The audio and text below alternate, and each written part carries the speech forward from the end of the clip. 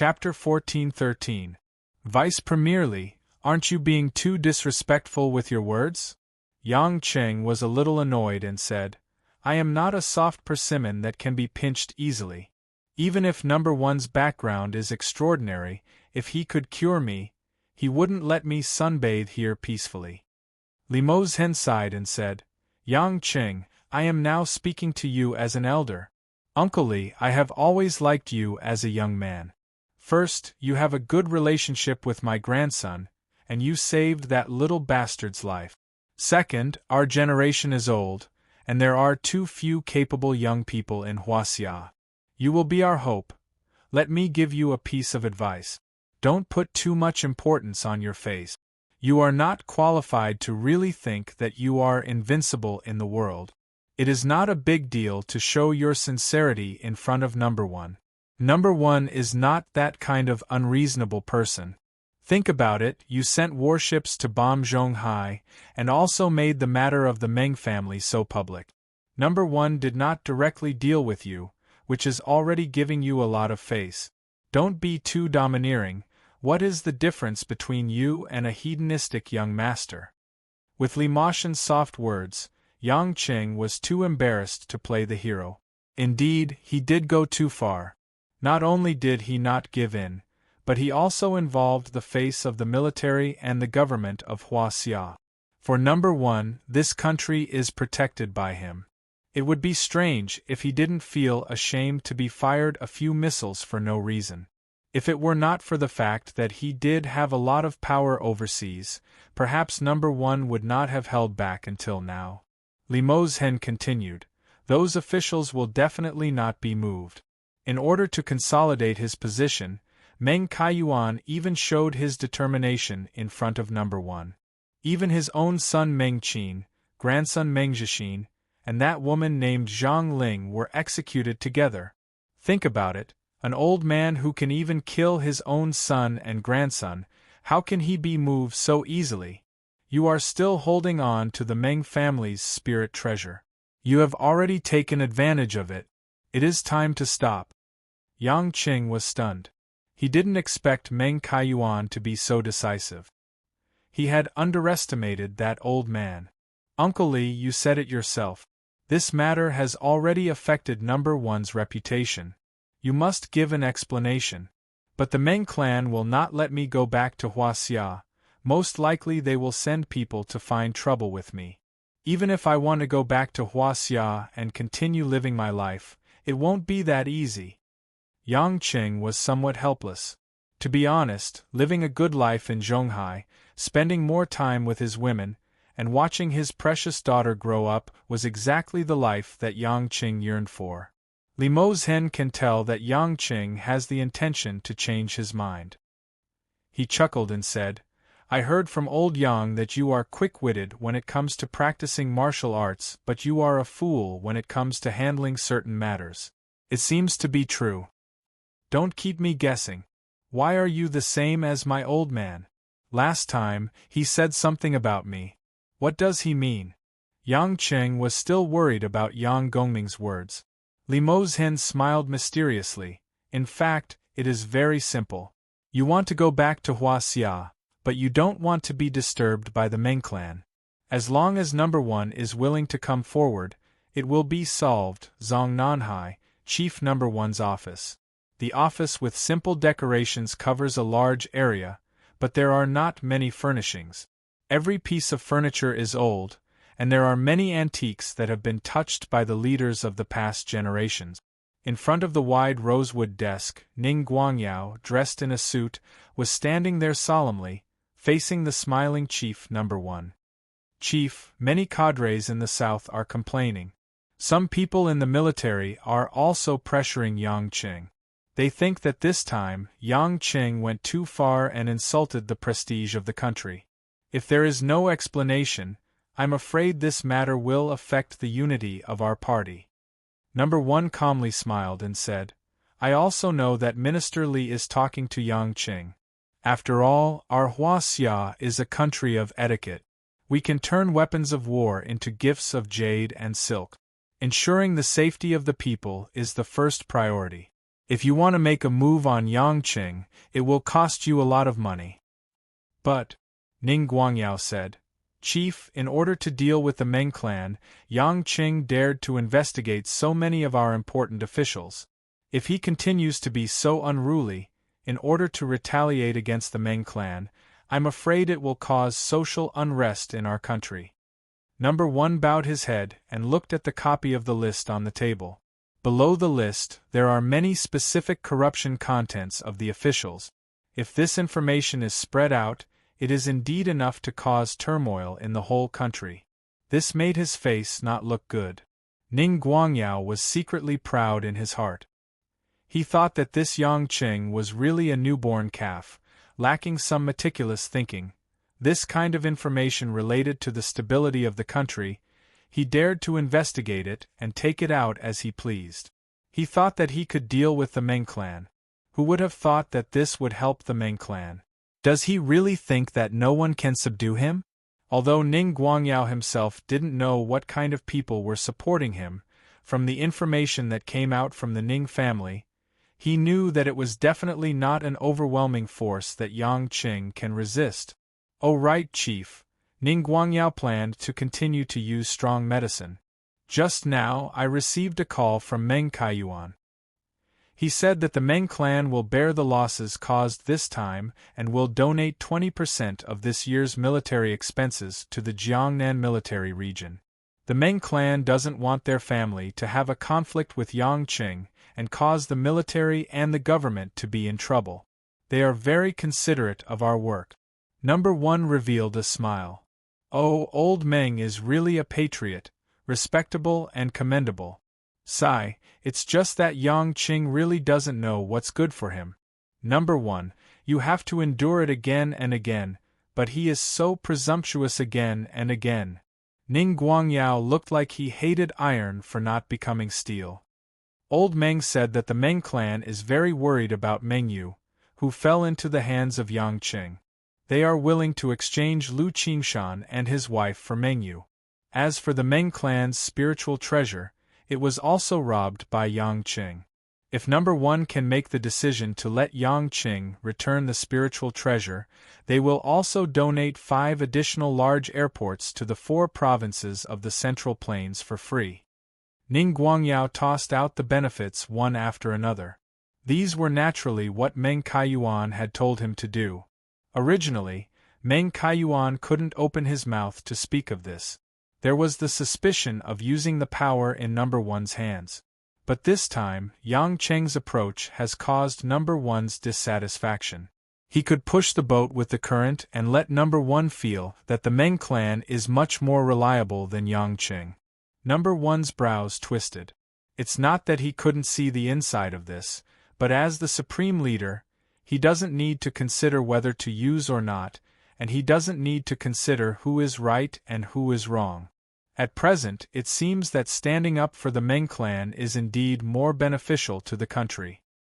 He has gradually lost his patience with Yangqing. At this moment, Li Mozhen, who has been talking to Yangqing outside, knocked on the door of the office and walked in. At this time, the Li clan's patriarch's face was like a spring breeze. There was an unknown smile on his face. He looked at Ning Guangyao with interest. Chief, I've finished talking to Yangqing. Li Mozhen stood together with Ning Guangyao and said respectfully. Number 1 asked calmly, does he have any regrets? Li Mozhen nodded slightly, then shook his head. He has no regrets, he said. I want to make a deal with you.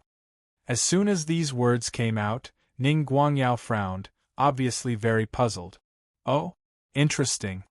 Chief Number 1 chuckled and said, I've been working in the department since I was young, and I've never done business before. What does he mean? Did he agree to hand over the stealth technology of the fleet?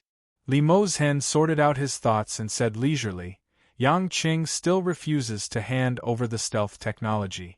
However, he is willing to use his influence abroad to increase the oil imports of Huaxia by 60 million tons every year from the Middle East and Central Asia for the next 5 years at a 50% discount on the price of crude oil. What? Not only did Number 1's expression change, but Ning Guangyao also opened his mouth in shock. Impossible. Isn't this like using half the price to import 1/5 more oil every year? After 5 years, it's equivalent to using half the price to buy 1 more year of oil. Ning Guangyao cried out involuntarily. Everyone present was a big shot who was extremely familiar with the country's economy and energy lifeline. With the current annual oil imports of Huaxia of less than 300 million tons, no one knew better than them what 60 million tons of oil at half the price meant every year. At this moment, Number One's eyes revealed a hint of fanaticism. For the first time, he became excited. Speak, what are his conditions? Chapter 14:14. No wonder Number One couldn't wait to know the details of the deal. After all, oil was the blood needed to run the world's machines and the power of industry. Oil wasn't something that people would be willing to sell just because you had the money. There were only so many resources in the world. If you wanted to snatch food from the tiger's mouth from the US and the EU, you had to pay the price. As the world's second largest oil importer, Huaxia's desire for oil was even greater. After all, Huaxia couldn't start a war for oil, but the US could. This kind of secular competition and tug-of-war between countries was what Number One was most concerned about. As for the matter between the cultivators of Huaxia and the gods, it was a different level of competition. Number One himself was only a spokesperson, and wouldn't directly intervene. Limousin didn't know whether to laugh or cry. Yang Qing said that a woman named Li Jingjing beside him wants to enter politics, but it's too slow to start from the bottom.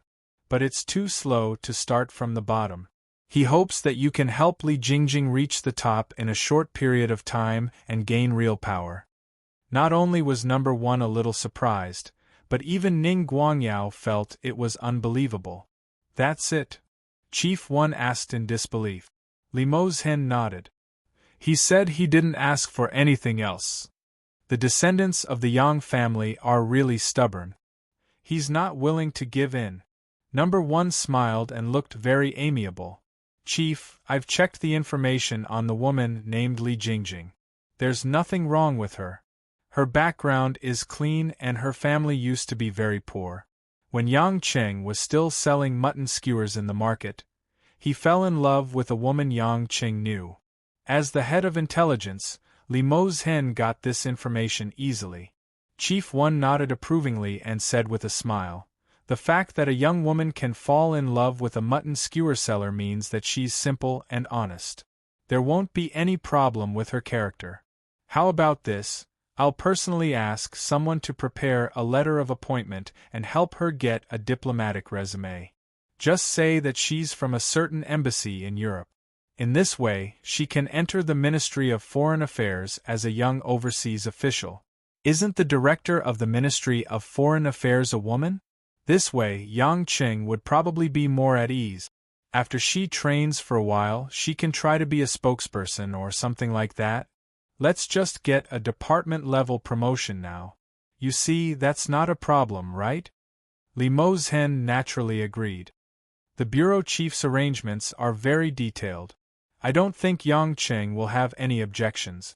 And in the Ministry of Foreign Affairs, in the future, Li Jingjing can also talk to Yang Qing about some things. Let his woman talk to him about problems. He must be embarrassed to refuse a lot of things. In fact, with Number One protecting her, everyone had to open their claws and see clearly. Who would dare to touch Li Jingjing? Number One smiled and pointed at the old man. Oh you, why do you have to tell me all about my little tricks? It could be seen that Number One was in a good mood and was quite pleased with himself. If he could really use Li Jingjing to get more benefits from Yang Qing, it would be killing 2 birds with 1 stone. At this moment, Ning Guangyao's face was a little stiff. Meng Kaiyuan asked him to help, but now that Number One was obviously tempted by the benefits Yang Qing offered, he had no reason not to help Yang Qing. Gritting his teeth, Ning Guangyao smiled stiffly and said, "Bureau Chief, Yang Qing can't be boasting, right? 300 million tons of half-price crude oil for 5 consecutive years. Not to mention that the price is astronomical, the implications are also very unusual. It's hard to guarantee that the United Nations and the international public will be pressured by it. As soon as these words came out, the smiling number one's face changed. He put on a fake smile and lowered his head. He took the teacup on the table and gently took a sip. Premier Ning, young people are willing to serve and contribute to the country. Moreover, they are the descendants of a Red General family. We should encourage them more, don't you think? When he raised his head, there was a hint of cold anger in number one's eyes. Ning Guangyao was startled. This was the first time he saw number one looking at him with this kind of eyes. He was also a dignified country's prime minister, but unexpectedly, he was suppressed to the point that he didn't dare to breathe. That generous and amiable chief, at this time, did not have half a smile on his face. Instead, he was like a high mountain, with irresistible power that deterred him. This was not the cultivation base of a cultivator, but the majesty of a country's number one chief sitting in this position. Ning Guangyao had a strong hunch that number one must have long known that he had a close cooperation with the Meng family. It's just that number one's idea was to look at the overall situation. If it wasn't a critical moment, he would not point it out. This time, the benefits that Yang Qing could bring to the country were far more than the Meng family's little money. Therefore, number one was not willing to interfere. Swallowing his saliva, Ning Guangyao forced a smile and nodded. Yes, I was overthinking. Number one returned to his smiling face, as if nothing had happened just now. He said, "You were thinking too much. That kid even broke into the CIA in the United States alone, and even changed their director. How many countries in the Middle East could do that? As long as he is willing to do it, he won't boast.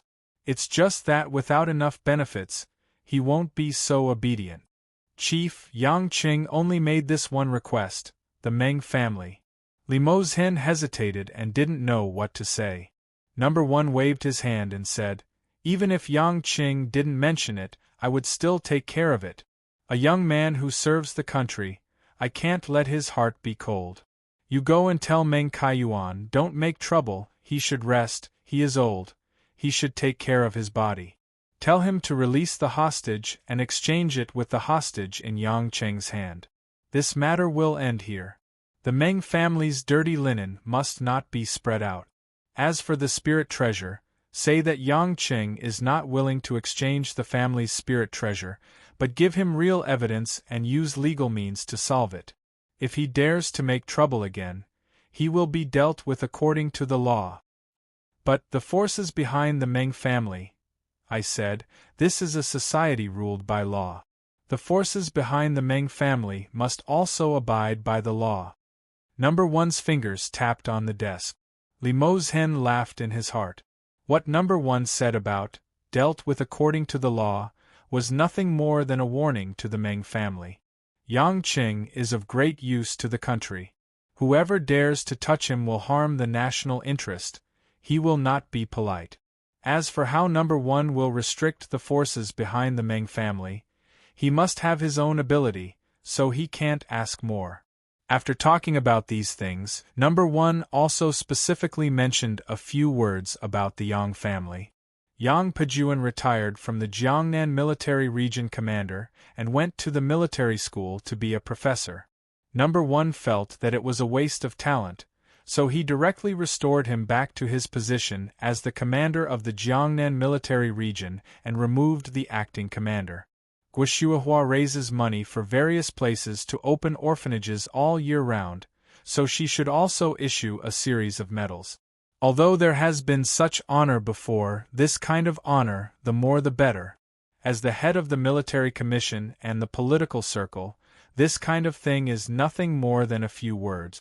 Of course, the premise of all this is that Yang Qing must implement the oil contract within 3 days and promise not to take the initiative to find the Meng family after returning to China. Number one readily agreed, which didn't make Yang Qing feel surprised. 300 million tons of oil in 5 years. Whoever doesn't agree is a fool. Although it's not an exaggeration for Yang Qing to have eyes and ears in foreign countries, after all, most of these relationships were inadvertently saved by some dignitaries, or sought protection from some people, or took over from the previous king of hell. These relationships are not particularly close. Although they are willing to give him face, there is also a limit. This time, when he sent oil to Huaxia, Yang Qing also has to subsidize the oil oligarchs in the Middle East. Although it's affordable for Yang Qing, it's still tens of billions of dollars. If he says that he doesn't feel pain, he would be deceiving himself. Hanya knew that this crisis has been offset by Yang Qing with oil. While admiring Yang Qing for being able to make such a big deal, she also felt that it was not worth it for Yang Qing. Master, Huaxia's leader is too stingy. The price you paid is too high. If it were the leaders of other countries, they would have already helped you to dispose of those bastards. How can he pretend that he doesn't know anything and easily spare the Meng family? It's too easy for them. Yang Qing had just finished a phone call to Lu Mingyu to report the safety of Lu Qingshan and his wife. At this moment, he ordered old Fanny to sail the yacht to the Zhonghai port. After he was done, he turned to Hanya and said, "You are wrong. This is what I want to see. I don't want anyone to deal with the Meng family for me." Hanya was stunned, and then said in surprise, "Could it be, after Master returns to China, you still want to continue to fight with the Meng family?" "Not now." The dark waves in Yang Qing's eyes surged. "When I recover my strength and become strong enough, I will personally wash away today's shame. I was beaten like a dead dog, I will bite back like a mad dog. The people of the Meng family laid a fence in my heart and obstructed my Tao. If I can't personally get rid of the shadow laid by the Meng family in this life, because of this matter, it will be difficult for me to reach the peak I want to go to." Hanya stared at Yang Qing blankly. Obviously, for Japanese ninjas, Tao was too illusory and completely unknown. Seeing the woman's silly look, Yang Qing felt funny. He subconsciously scratched her forehead, messed up her bangs, and then turned around and walked out of the cabin with a smile. Such an unintentional action made Hanya lower her head shyly, and her beautiful watery eyes revealed the joy of a young girl in love. Chapter 14-15. In Zhonghai, nightlife had already begun. On a street full of bars, neon lights teased people's nerves and stimulated the hormones of young men and women. Under the bright purple and red light, the crowd was bustling with activity. Peddlers selling cigarettes, alcohol, and snacks were everywhere. In a small, smoky bar, there weren't as many customers as in the other big bars on the street, but there were already several tables full of customers drinking heartily. However, at this moment, many of the customers and waiters in the bar were looking in one direction. It was a woman who looked exceptionally quiet. The woman wore a light gray sweater, a black scarf, and tight trousers. She looked neat and elegant. A head of black, soft, and shiny hair hung down to her waist. The side profile of her face could be vaguely seen. Her delicate skin looked like a crystal jade carving under the light. That enchanting temperament was like a fairy who didn't eat the food of the mortal world. However, she appeared in this inharmonious and dirty place. The woman was sitting at the bar counter. She ordered a glass of whiskey and slowly sipped it. She seemed to have something on her mind and drank very slowly. About a few minutes later, another beautiful figure that did not match the small bar walked into the bar. However, this time, it was a woman who looked to be in her 30s. She was filled with mature charm. Her hair was tied up in a noble manner, and she wore a black and red winter dress. The material was luxurious, and anyone with a discerning eye could tell that it was expensive. Such a beautiful young lady would come to such a place? This caused the regular customers of the small bar to be somewhat surprised. It seemed that the appearance of these two women had added a bit of beauty to the entire bar. Very quickly, the young woman found the long-haired woman sitting at the bar counter. She revealed a soul-stirring smile, quietly walked over, and sat beside the woman. "Give me a glass of whiskey as well." Just like her, thank you. The waiter was a young man who had just arrived. Facing the woman in front of him who had a completely different demeanor, but was also as beautiful as a dream, his expression was unnaturally nervous. He immediately nodded vigorously. Yes, Mississippi, from beginning to end. The long-haired woman didn't even look at the charming young woman beside her. It was as if she was immersed in her own world, and everything had nothing to do with her. The beautiful woman drank half of the whiskey, pursed her plump red lips, and turned to the woman beside her. She smiled curiously and said, "Lin Ruashi, I never knew that you would be interested in coming to a place like this. How did you know I was here?" Lin Ruashi turned her face slightly, and her watery eyes rippled as she looked at Tang Wan. "Please. This is Zhonghai, and I've been here for almost 20 years. Every street and every building has been imprinted in my mind. To put it bluntly, when you were still a little kid in kindergarten, still studying in middle school with braids, and a little hipster in university, I was already one of the few people at the top of the pyramid in this city. It was a piece of cake for me to find someone here." Lin Ruashi frowned. Tang Wan was saying that she was still very young in front of her. She couldn't help but say, "Your words are really annoying. Anyway, you've never thought that I was good, so I have no reason to make you happy." Tang Wan joked, "What are you doing here? Is it because you quarreled with Yang Qing, so you came here to get drunk? You don't seem like that kind of woman." Lin Ruashi was silent for a while, and her eyes revealed a bit of reminiscence. Sometimes she was smiling, and sometimes she was sad. "This is the place where I first met him," Lin Ruashi said lightly. This bar was the bar that she accidentally entered because of Lin Kuan's matter, the company's matter, and Su Jihong's matter. All kinds of troubles were mixed together, and she was in pain. She didn't have many memories of that night because she was too muddle-headed and in so much pain that she wanted to die. She had tried countless times to recall why she had chosen this bar, but she couldn't remember the reason. She only felt that it was preordained by the heavens.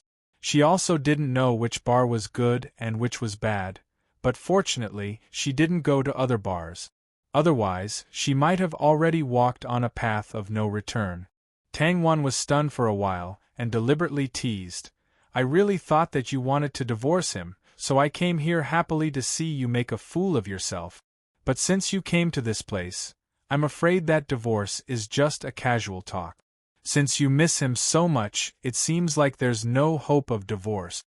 Lin Ruashi knew that Tang Wan was joking, so she didn't get angry. She just calmly said, "You guessed wrong. I came here not because I miss him, but because I want to cut off my past with him. From this small bar we came together, and now I came here for the last time to say goodbye to him. I don't have any nostalgia for him anymore. He is not suitable for me, and I am not suitable for him. Our divorce is just a legal process." Tang Wan's smile froze on her face, and her eyes revealed a rare confusion. "I've always thought that I could guess your thoughts, but this time, I can't seem to see through you. Lin Ruashi, you're not really going to divorce me, are you?" "Why not?" Lin Ruashi asked. Tang Wan shook her head and sighed. "I always thought that you are a smart woman. You should know better than anyone that you can't make Yang Qing love you wholeheartedly. You can become his only wife, which is enough to make us jealous. Why do you have to go to the extreme? Do you really think that you are the most special one? Don't be silly. If it wasn't because the woman Yang Qing loves the most is you, do you think that the Yang family will let you, the daughter of Ning Guangyao, be their daughter-in-law? Do you really think that in the eyes of Aunt Gua, you are really the most suitable daughter-in-law candidate? Maybe you don't care about this, but—" "Enough!" Lin Ruashi interrupted Tang Wan's words and asked with a faint smile, "Didn't you always want me to move my seat away? Now that I am going to divorce him, won't you have a better chance?" Tang Wan was a little angry. "You don't have to joke with me like this. I have long given up hope for love. His appearance is already a miracle. I am already very satisfied now, and I don't have any extravagant hopes. I just hope that the man I like can be happy, and not leave behind painful regret. If another woman was in your position today, I would also advise her like this. Lin Ruashi was silent and said sourly, "Now that you put it like this, it seems that I am indeed the most insensible one.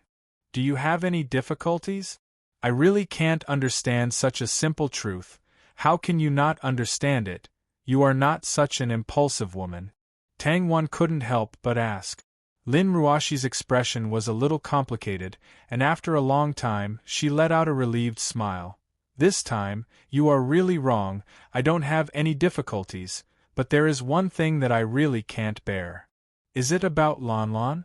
Lin Ruashi nodded, and said with tears in her eyes, "Not only Lan Lan, if Lan Lan was born with any of you, I can accept it. But Lan Lan was born to 17. As long as I see Lan Lan, it is as if that woman also appears in front of me. Tell me, even if she passes away forever, deep in Yang Cheng's heart, he will still love her the most. As long as Lan Lan is at home, Yang Cheng will never forget 17. Do you know, the way he looks at Lan Lan, it is so gentle, so cherishing, so deeply regretful, and because of that, it is as if blood is flowing out of my heart, and I can't stop it no matter what?" Tang Wan didn't know much about 17, but she also knew that it was that woman who made Yang Qing disheartened and returned to Huaxia. "Lin Ruashi, you are so willing to lose to a woman who is already dead?" Tang Wan asked. Lin Ruashi chuckled, and revealed a trace of helplessness. "She is dead, but she will forever live in that man's heart. I lost completely." Tang Wan stared at the woman, as if it was her first time seeing her, and her eyes were a little blurred. "I realize that this time, I really can't see through you." "In that case, I've won this time," Lin Ruashi said coldly. She raised her head and downed the whiskey in one gulp. She exhaled, put down a red bill, and turned to walk out of the bar. But at this moment, a burly man in a dark green coat with a buzz cut and two companions blocked Lin Ruashi's way with an evil smile on his face. Chapter 14-16. "Pretty lady, you're leaving so soon? It's still early. Do you want to have a drink with me?" the man with the buzz cut asked casually. Lin Ruashi furrowed her brows impatiently. She circled around and prepared to continue walking. "Hey, why aren't you replying? Are you looking down on us?" Another man reached out to stop Lin Ruashi. Don't be so rude." The man with the buzz cut smiled and asked his companion to step aside. He leaned closer to Lin Ruashi and smelled the faint jasmine fragrance. He smiled and said, "Pretty lady, we're all civilized people. We won't be rough. Let's have a drink together." Many people in the bar saw this scene and did not make a sound. These three men were also troublemakers in this area. Relying on their connections in the police station, they had done a lot of immoral things in their daily lives, so they were not surprised at all. Tang Wan saw that Lin Ruashi was stopped and didn't do anything. She thought that the woman didn't know how to deal with it, so she stood up and walked over to help her. She didn't want to stay here for long anyway. She could just leave together. But before Tang Wan could walk behind Lin Ruashi, the woman suddenly moved. Lin Ruashi's eyes were filled with coldness. Without any expression on her face, she suddenly grabbed the man's throat with one hand. Then, Lin Ruashi's arm easily pressed down. The man's body was like a wooden club, smashing hard on the floor. Bang! The man felt as if all the bones in his body were broken. His throat was grabbed and he had difficulty breathing. His eyeballs were about to fall out. Lin Ruashi slowly stood up. Her white sneakers had stepped on the man's face and crushed the bridge of his nose. A stream of blood flowed from his nose. His white sneakers were stained with bright red flowers of blood. But that wasn't the main thing. What made the three men feel cold was the cold aura that the woman exuded. This kind of indescribable psychological pressure made them feel extremely fragile, like withered leaves drifting in the wind, about to shatter into pieces at any time. If they were people from the underground world, they would definitely know that this was an incomparably condensed killing intent. Lin Ruashi glanced at the two men who were still standing, and both of them shuddered. Do you still need another drink? The two men swallowed their saliva, and one of them replied with a trembling voice, No, no. Lin Ruashi quickly retracted her foot. She didn't even frown when she saw the stains on her sneakers. She didn't even bother to look at the crew-cut man who was lying on the ground with a broken nose. She quickly walked out of the bar and disappeared into the endless crowd. The lights on the bar street were still magnificent, but everyone who saw this felt gloomy. Tang Wan stood in a daze for a while. When she came back to her senses, Lin Ruashi had already disappeared. Faintly sighing, Tang Wan found that she had never felt that her IQ was not enough. What happened to all of this? Hanzhong City, Meng family's meeting hall. Hall guardian elder Meng Qi sat at the head of the table. On one side was the patriarch Meng Kaiyuan, and below him were a group of Huanan gang's top brass and Meng family's direct descendants. Many of the people present had ugly expressions on their faces, because from the atmosphere, they could tell that this was not something to be happy about. Meng Qi pondered for a moment, and then said in a clear voice, This old man has just received instructions from the ancestor. This time, because of the enmity with Yang Qing, we can't make a big move for the time being. My Meng family's clan protecting spirit treasure must be taken back, but considering the stability of the country and the enmity with Yang Qing, it is not appropriate to make it too public. Therefore, in the future, we must make a decision after a long discussion. From today onwards, if anyone dares to find trouble with Yang Qing and the people around him in private, they will be punished for betraying the gang and the family. They couldn't believe that even with the Meng family's heaven-defying methods, they would still be led by the nose by Yang Qing. Could it be that this brat was the reincarnation of Vairocana, and his palm had turned into a five-finger mountain? However, they didn't dare to disobey the instructions of the elders. Even Meng Zhelong, who had lost his father and brother, didn't dare to say anything, let alone the others. After everyone left, only Meng Kaiyuan and Meng Ke were left to face Meng Qi. Elder Kaiyuan is ashamed. I actually caused the Meng family to suffer such a great calamity. Meng Kaiyuan said with a blush of shame.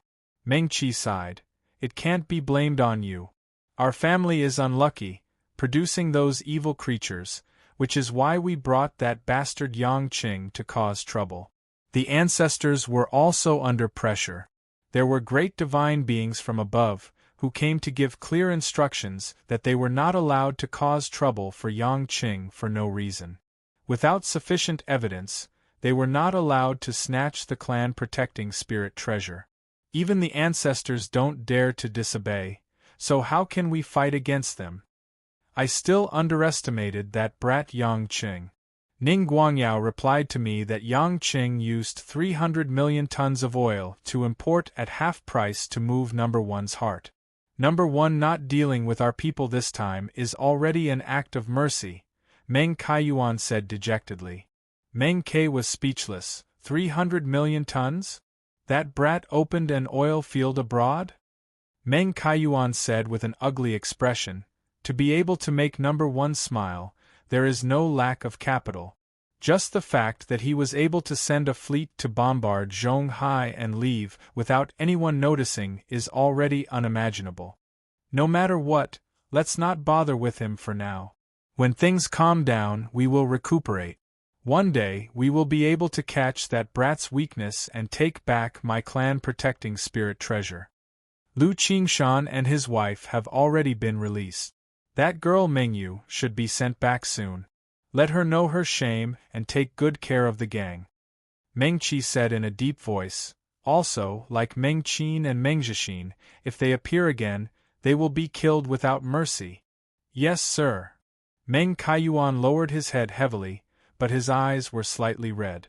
He had personally killed his son and grandson who had grown up. No matter how cold-blooded he was, his heart would still ache. However, sacrifice was an unavoidable process in front of the family's great cause. At the same time, the Erebos had already docked at the pier in Zhonghai. Yang Qing could not wait to go back and hug the chubby little girl. This little girl did not know how to call him and did not stick to him at all. It was really troublesome. He bid farewell to old Fanny, Cheryl, and other old friends. He originally wanted to ask them to stay in Zhonghai for a few days, but these old guys were used to being lazy and were not interested in the atmosphere in Zhonghai, so they politely declined. After saying goodbye, Yang Cheng was ready to disembark, but Hanya suddenly ran to Yang Cheng's side and said hesitantly, "Master, that woman said that she wants to see you for the last time. She has something to talk to you about." "Mengyu?" Yang Cheng frowned. This woman already said that she would be released. Why did she still refuse to leave? "Bring her over." Mengyu had already changed into a clean set of clothes and combed her hair. She looked a little thinner, and her posture was somewhat pitiful. Seeing Yang Cheng, the woman's eyes seemed to be much calmer than before. "Hanya said that you have something to talk to me about. I am still in a hurry to go back and hug my daughter. If you have something to say, just say it." Yang Cheng was not interested in staring at the woman. Mengyu gritted her teeth. After a trace of struggle flashed on her face, she suddenly exhaled with a determined look. Plop! Mengyu kneeled in front of Yang Cheng. This made Yang Cheng and Hanya shocked. Did this woman go crazy again? "Mr. Yang, I want to become stronger." Mengyu's eyes were firm and eager, looking at Yang Cheng with hope. Yang Cheng was stunned for a while, narrowed his eyes and said, "Why do you want to become stronger?" Mengyu's eyes were filled with deep hatred, like a swamp full of thorns. "You're right. In front of the family's interests, I'm nothing. I can't accept this. Those good-for-nothings have relied on me to gain so many benefits today, but when I'm in danger, why do they have to treat me like this? I don't want to work for those people who make me feel disgusted anymore. I want to live for myself. I want to become stronger.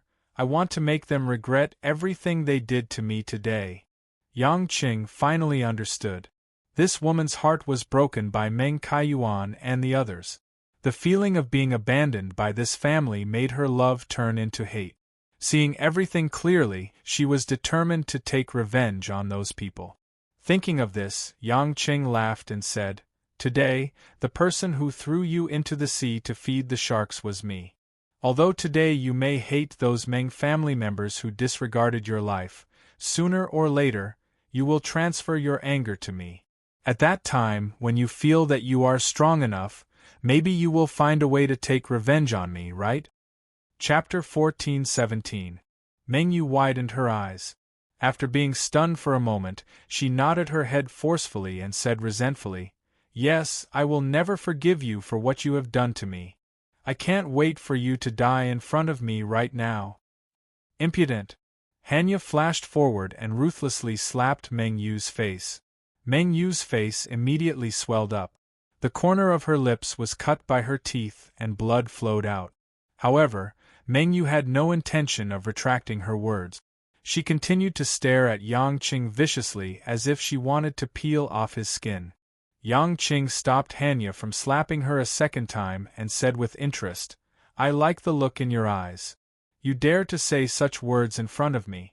It means that you are indeed unafraid of death. There's nothing you don't dare to do." Mengyu was stunned.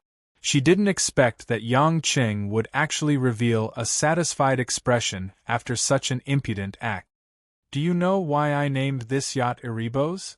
Yang Cheng suddenly asked. Mengyu shook her head blankly. Erebos, in the ancient language, means endless darkness. Yang Cheng grinned and said, "On this ship, I have killed countless people. Those who can survive are either my friends or my servants. So, you agree? I like ambitious people to be my subordinates, because what I want is not a dog. What I want is a wolf that can bite and tear apart the enemy for me. I am very satisfied with your temperament now. However, you must be mentally prepared. One day, when I feel that there is no longer a need for you to exist, I might directly erase you from this world." Although Yang Cheng had a smile on his face, it was like a gust of cold wind. Mengyu nodded heavily. "I understand. Thank you, Mr. Yang.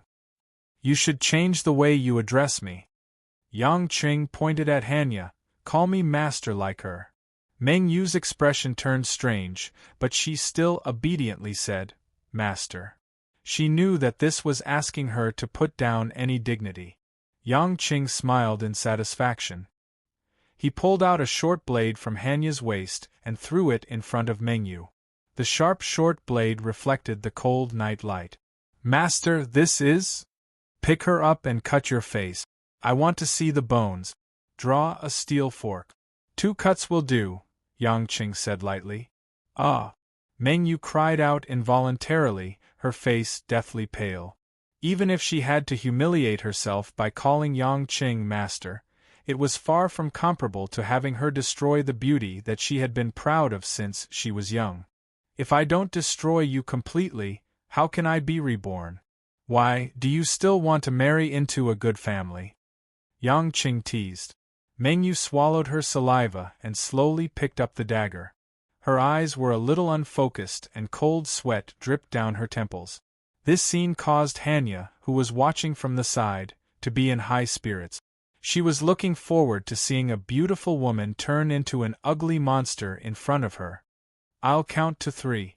If you don't beat your face up to the bone, then there's nothing to talk about," Yang Qing said and raised his fingers. 1, 2, ah!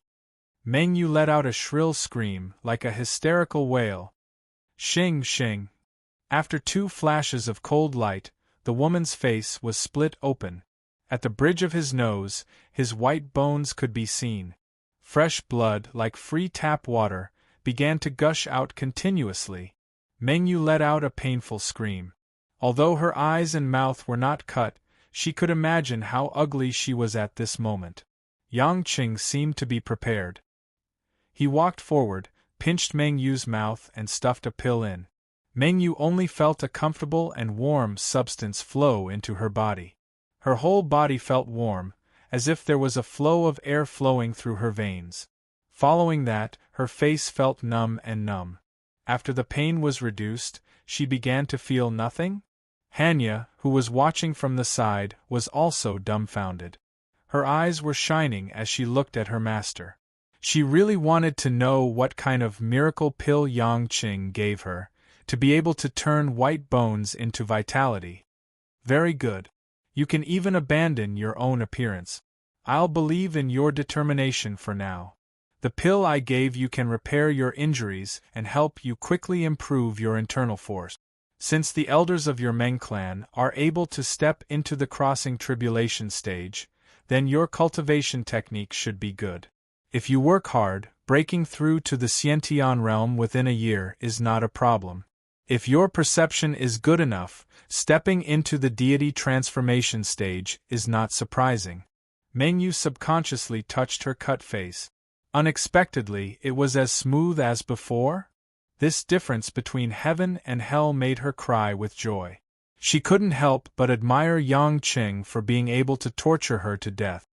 "Thank you, master," Meng Yu said this time with much smoothness. Yang Qing used the lowest grade pill, the Bodhi pill. But for those cultivators who couldn't refine pills or didn't have the materials to refine pills, low-grade pills were precious. The Meng family didn't have the resources to give pills to these young people. After all, if they couldn't break through to the soul formation stage, it was equivalent to wasting the pills. However, Yang Qing didn't care. He still had a lot of pills in his interspatial ring. Giving a bottle of low-grade pills to Meng Yu to cultivate was not a big deal. Yang Qing thought far ahead. He was very curious about the power behind the Meng family. If Meng Yu could enter the soul formation stage and enter the real upper echelons of the Meng family, she might be able to help him find the answer. After explaining to Meng Yu what to do next, Yang Qing let Meng Yu leave. As for the pill, it must be kept strictly confidential. Meng Yu also knew that if this kind of good thing was discovered by the elders of the family, they would inevitably be suspicious, so she was very careful. After Meng Yu left, Yang Qing took out a bottle of red dew pills and a dragon cloud pill and gave them to Hanya. "Don't look at me with those sour eyes. I know your loyalty. These pills are for you. Although you don't practice Huaxia's internal force, the Japanese's Aikido is about using martial arts to enter the Tao. It also pays attention to the unity of heaven and man. If you practice Aikido to a profound level, it may not be a bad way out. These pills can help you improve your perception and absorption of heaven and earth's spiritual energy. Take it, Yang Qing said with a smile. Hanya's heart was naturally very happy. She shyly took the pills. Her resentment towards Yang Qing for helping Meng Yu also dissipated. After dealing with these matters, Yang Qing got off the ship and went to the dock. He drove the car that Hanya had already prepared and went back to the courtyard in the western suburbs. When he entered the house, the lights downstairs were still on, but there was no trace of anyone in the hall. Yang Qing excitedly came to the second floor, but he just happened to see Tang Wan's figure carefully coming out of Lanlin's room and was about to close the door. Hearing the footsteps, Tang Wan also turned her head. When she saw Yang Qing coming back, she revealed a happy look. She seemed to be relieved and said with a bit of resentment, "You finally came back, why didn't you say in advance?" Yang Qing walked in front of the woman and hugged her soft waist. "Why are you here? Isn't it because of you? You sent Xianyi and Mingyu to the Mediterranean Sea. Lan is with Minwan. I just happened to be at home, so I came to help take care of the child." Tang Wan's voice was very soft. She pointed to the room and said with a smile, "I just went in to take a look. She's really sleeping soundly. You, as a father, not being at home doesn't seem to affect her mood to sleep." Yang Qing felt ashamed, but he still couldn't wait to poke his head into the room. On the big bed, the small body was habitually lying there, and the chubby face was also squeezed.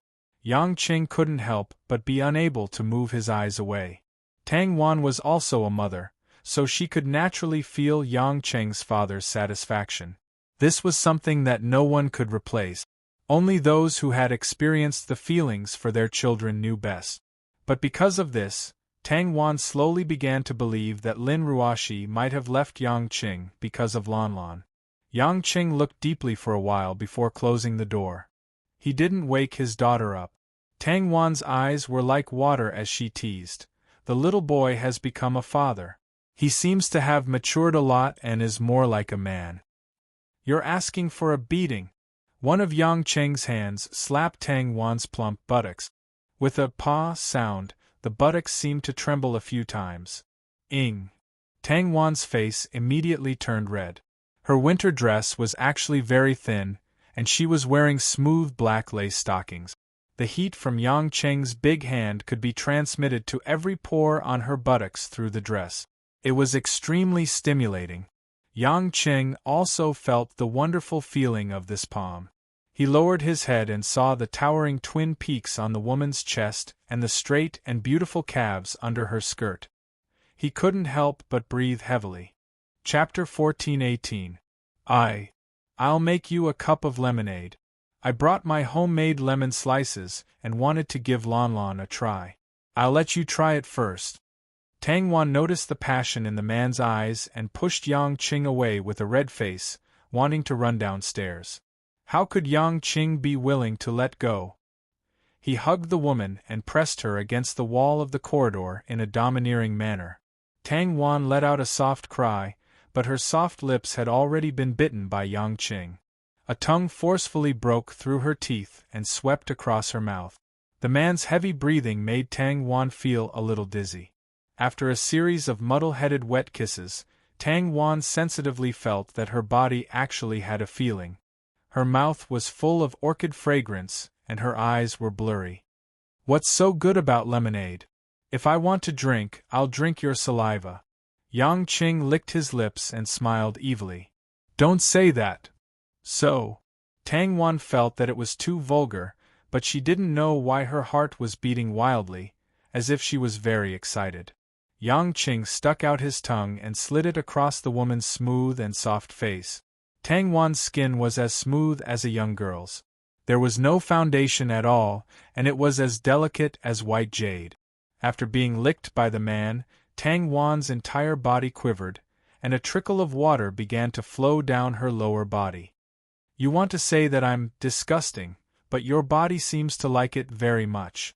Lil Wan, you're really getting more and more naughty. Yang Qing teased the beauty below him, feeling very pleased with himself. Tang Wan was a little sullen because of his provocation. She was about to lose her balance, yet he was still watching her make a fool of herself. She couldn't help but make up her mind. She stretched out a soft hand and grabbed towards the towering mass between Yang Cheng's legs. Yang Qing cried out. It wasn't because of pain, but because that soft palm was covering his life force. It was extremely comfortable. Tang Wan blushed and her almond-shaped eyes sparkled. Who told you to bully me? Believe it or not, I'll crush you. Yang Qing grinned evilly. You want to fight violence with violence? Alright, let's see who admits defeat first tonight. After that, Yang Qing carried the woman's voluptuous body and rushed back to his room. It had been a while since they had been intimate. Naturally, it was like a bolt from the blue. Not long after, the whole room was filled with pink and rain clouds. Tang Wan, who had achieved certain results in her cultivation, was much stronger than before. She fought with Yang Qing for more than 2 hours. She didn't know how many times her body convulsed, but she was finally defeated. Yang Qing's bedsheet looked like it had been soaked in water. Neither of them wanted to lie on the bed. He carried Tang Wan to the balcony. The sky was dark and no one would pass by the courtyard in the western suburbs. Yang Qing sat on the deck chair and placed Tang Wan in his arms. Under the tranquil starry sky, the night breeze blew, enjoying the soothing peace after the pleasure. Xiao Wan, can you not spray so much water in the future? Tomorrow when Minwan washes the bedsheet, she'll definitely look at me with a strange expression. Yang Qing pretended to be helpless and joked. Tang Wan didn't even have the strength to hit him. She rolled her eyes at him. It's not like I can control it. Who's like you? You only come once after 2 hours. Now that the two of them were honest with each other, there was nothing to hide, so they didn't have to be shy when they spoke. At this moment, Tang Wan happened to look at the mansion where Lin Ruoshi lived. She recalled what happened at the bar that night and said faintly, Yang Qing, I went to look for Ruoshi tonight. Yang Qing's relaxed expression froze for a moment. He revealed an unnatural awkwardness. After a long time, he smiled stiffly and asked, Oh, what's wrong? Look at you. Tang Wan noticed that the man's heartbeat had changed. She narrowed her eyes and said, You're pretending to be calm. You must be curious about what I said to her. Yang Qing blushed. Humph, if you know, why don't you say it? Tang Wan pouted in a flirtatious manner. This kind of mischievous expression would never appear unless she was in front of the man she liked. I just can't figure it out. Lin Ruoshi isn't a stupid woman. Even if she wants to have a cold war with you because you're a playboy, there should be a limit to it. How could she really give up her position as the Empress? Occasionally, she would throw a tantrum at you and make you obediently stay by her side. What else could she do? So I originally thought that she was waiting for a way out, and I went with the intention of giving her a move. After all, it's not good for the two of you. If you're not good, I'll feel uncomfortable as well. Tang Wan said gently. Yang Qing's heart felt warm. Tang Wan said it lightly, but it was a selfless sacrifice. Guess where I found her? Tang Wan asked. How would I know? However, she's either at the company or at home. She's a workaholic, and this has never changed. Yang Qing smiled with some nostalgia. Back then, he often quarreled with Lin Ruoshi for overworking himself, but now, things have changed. Tang Wan shook her finger. You guessed wrong. Tonight, she went to the bar where you first met and she was drinking whiskey by herself. Yang Cheng's eyes narrowed, and he was pleasantly surprised. Really? Don't be happy too early. At first, I also thought that she went there because she missed you. But she told me that she just wanted to make a final conclusion and end where she started. I could tell that she wasn't joking. She really cared. Lan Lan is 17's daughter. Yang Qing couldn't help but feel a trace of bitterness and sorrow. The flame of hope that had been ignited was also extinguished by the night wind. Tang Wan asked doubtfully, There's one more thing, I think it's very strange." As she spoke, Tang Wan briefly recounted how Lin Ruoshi was intercepted by the three hoodlums and how she suddenly stomped on the man until he bled. "Why do I feel like she's a completely different person, or rather, there's something more to her, something that she didn't have before," Tang Wan said in bewilderment. Yang Qing naturally knew what Tang Wan was talking about. How could he not understand?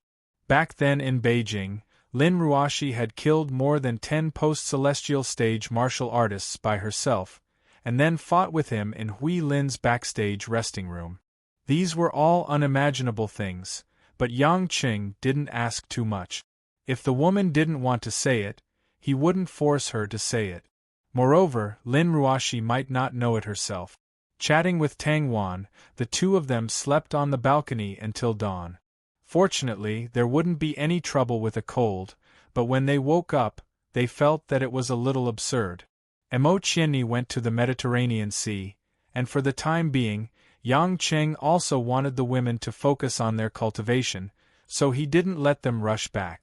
Tang Wan gladly took over Mo Qianni's work, and was responsible for taking care of Lan Lan with Min Wan. After all, she had single-handedly brought up Tang Tang, such a problematic girl. Tang Wan was more experienced in taking care of children, so it was very easy for her to have a good relationship with Lan Lan. Moreover, as the chairman of the Maple Forest Group, her working hours weren't particularly long. Other than many important decisions, she was usually free, which was more convenient than Mo Qianni. In fact, the chubby little girl was already very familiar with Tang Wan, so she didn't have any objection. Anyway, Tang Wan's concubine's cooking was delicious, and she had a lot of money to buy toys for herself. That was enough. As for Yang Qing's return home, Lan Lan didn't find it strange. This father was always strange, and she didn't know what he was doing every day. She still preferred to play games with the more smart concubines like Xiao Qiqing and Jane. As for concubine Anxin, she was too clumsy. It was better to ask her to play with her when they went to the amusement park. Yang Qing stayed at home for 2 days. In addition to playing with Lan Lan and teaching her martial arts, he was thinking about how to restore his cultivation. He even refrained from enjoying the pleasure with women at night, even if there was no Lin Ruoshi to control him now. To restore his cultivation, Yang Qing couldn't wait. There were always people eyeing him covetously, and he was unable to resist. The feeling was uncomfortable. 2 days later, Mother Wang suddenly ran over early in the morning with a brocade box. She sighed awkwardly and said, "Young master, Miss asked me to pass this to you." Yang Qing took it and looked at it in puzzlement. It was a jade-like fengxiang bracelet. This bracelet represented the mistress of the Yang family. This magical protective artifact was exchanged from Lin Ruoshi to him. The meaning couldn't be clearer. Yang Qing tried to calm himself down. After receiving it, he put it directly into the space ring. Since Lin Ruoshi didn't want to wear it, he couldn't force her. He had already said to let go, and he couldn't go back on his words. However, Yang Qing didn't intend to give it to other women. This matter made Yang Qing a little depressed. However, that night, Xiao Qiqing and Jane ran over excitedly, and brought Yang Qing an exciting news. Chapter 14:19. The early spring sun was already warm, spreading a faint golden radiance. On the balcony of the second floor of the mansion, Tang Wan brewed a pot of English black tea and gave it to Yang Qing, Jane, and Xiao Qiqing to savor. These days, other than going to the company to deal with some necessary business, Tang Wan didn't return home. She lived with Yang Qing and his daughter, taking care of Lan Lan and enjoying the rare intimate time. Because her mother was here, Tang Tang would always come to visit. Of course, it was inevitable that she would get along well with Lan Lan. Although it had only been 2 years since she first got to know Yang Qing, Tang Tang had matured a lot. She was no longer the crazy problematic high school girl from back then. When she brought Lan Lan out to play, she looked like a big sister. This made Tang Wan always show a satisfied and happy expression, as if she treated the two girls as her own. This made Yang Qing feel helpless. This woman's motherly love was overflowing. At this moment, Yang Qing was holding a piece of news material that Jane had brought. It was a report from various newspapers that Jane had extracted from the internet. There were pictures in the report. The content was a red and gold object the size of a pigeon's egg. It looked a bit like a human heart. Looking at the densely packed English and Korean words, Yang Qing asked curiously, "Buddhist heart sarira discovered by Korean archaeologists? What is this, a sarira?" "It's not as simple as a sarira." Jane took a sip of the black tea and gave Tang one a thumbs up. She explained, "Usually, after a senior monk passes away, the sarira left behind is a Buddhist bone sarira. In essence, the Buddhist bone sarira is made up of many phosphates and carbonate.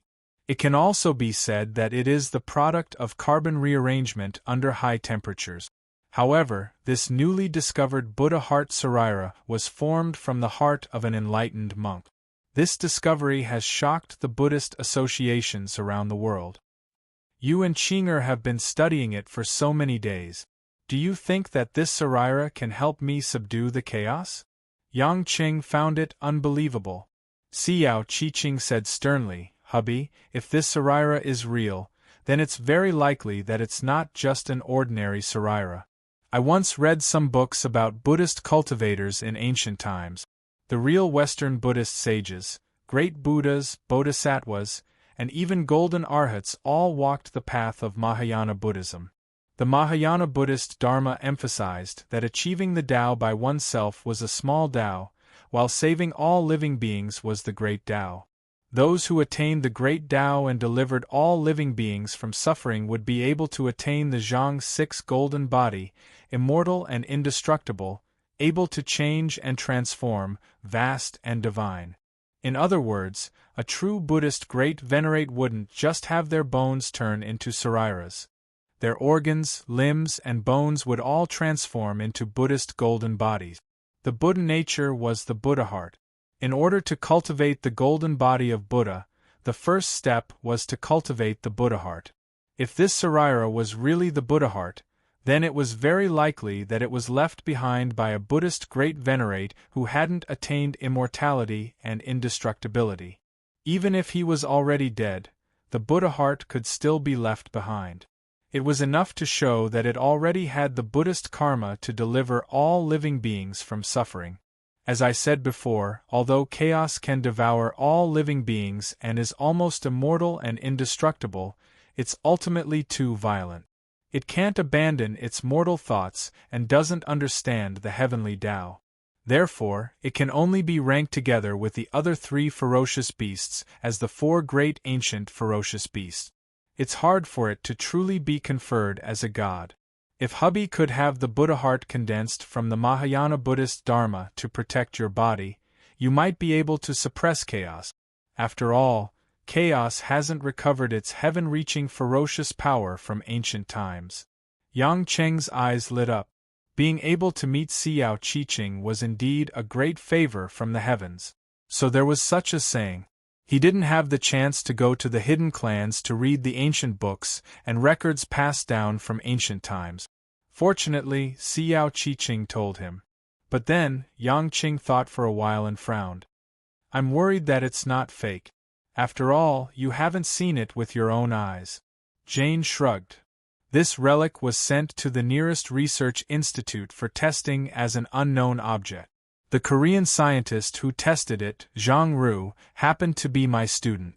I've already asked her, and she wouldn't dare to lie to me. It's hard to determine the specific age of this relic. It was found in a noble graveyard more than 2,000 years ago, but the relic was obviously formed earlier than that era. Although it was found in Busan, Korea, the tomb was the tomb of an ancient general of Hwaseong. It should be a general at that time who took this Buddha heart relic to protect his own safety. Xiao Qiqing giggled. "Hubby, do you know that Korea has been making a big fuss? They said that the Buddha heart relic is in Korea, and the root of Buddhism is in Korea. And the Koreans also said that Vairocana is also from Korea. Guanyin, Dipankara, and even Shaolin's patriarch Bodhidharma are from Korea. I'm dying of laughter. Yang Qing covered his forehead. He didn't think there was anything strange about this. Korea would definitely deny the news that this general was from Huaxia. How could the Koreans give up such a good opportunity to show the prestige of their country?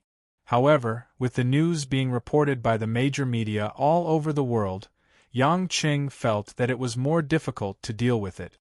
This thing, if it's real, it might indeed have extraordinary power. After all, the ancients would only put valuable things in the tomb. And at that time, cultivators didn't live in seclusion like they do now. It's not impossible for some high-ranking officials and dignitaries to get some treasures. Yang Qing sighed. It's just that. Now the whole world is staring at this Buddha heart relic. If I go and snatch it directly, it might cause trouble. Just thinking about the Buddhist association all over the world looking for him to reason with, Yang Qing felt like he was going to collapse. He couldn't possibly become the enemy of all the Buddhist believers in the world, right? Xiao Qiqing rolled her eyes cutely. Idiot hubby, do you only have robbing and killing in your mind? Can't you approach the relic legitimately? Legitimately? Yang Qing blinked. Qing heir, you want me to buy it? That's too ridiculous. No matter if it ends up in Korea or some holy land of Buddhism, they won't sell this thing.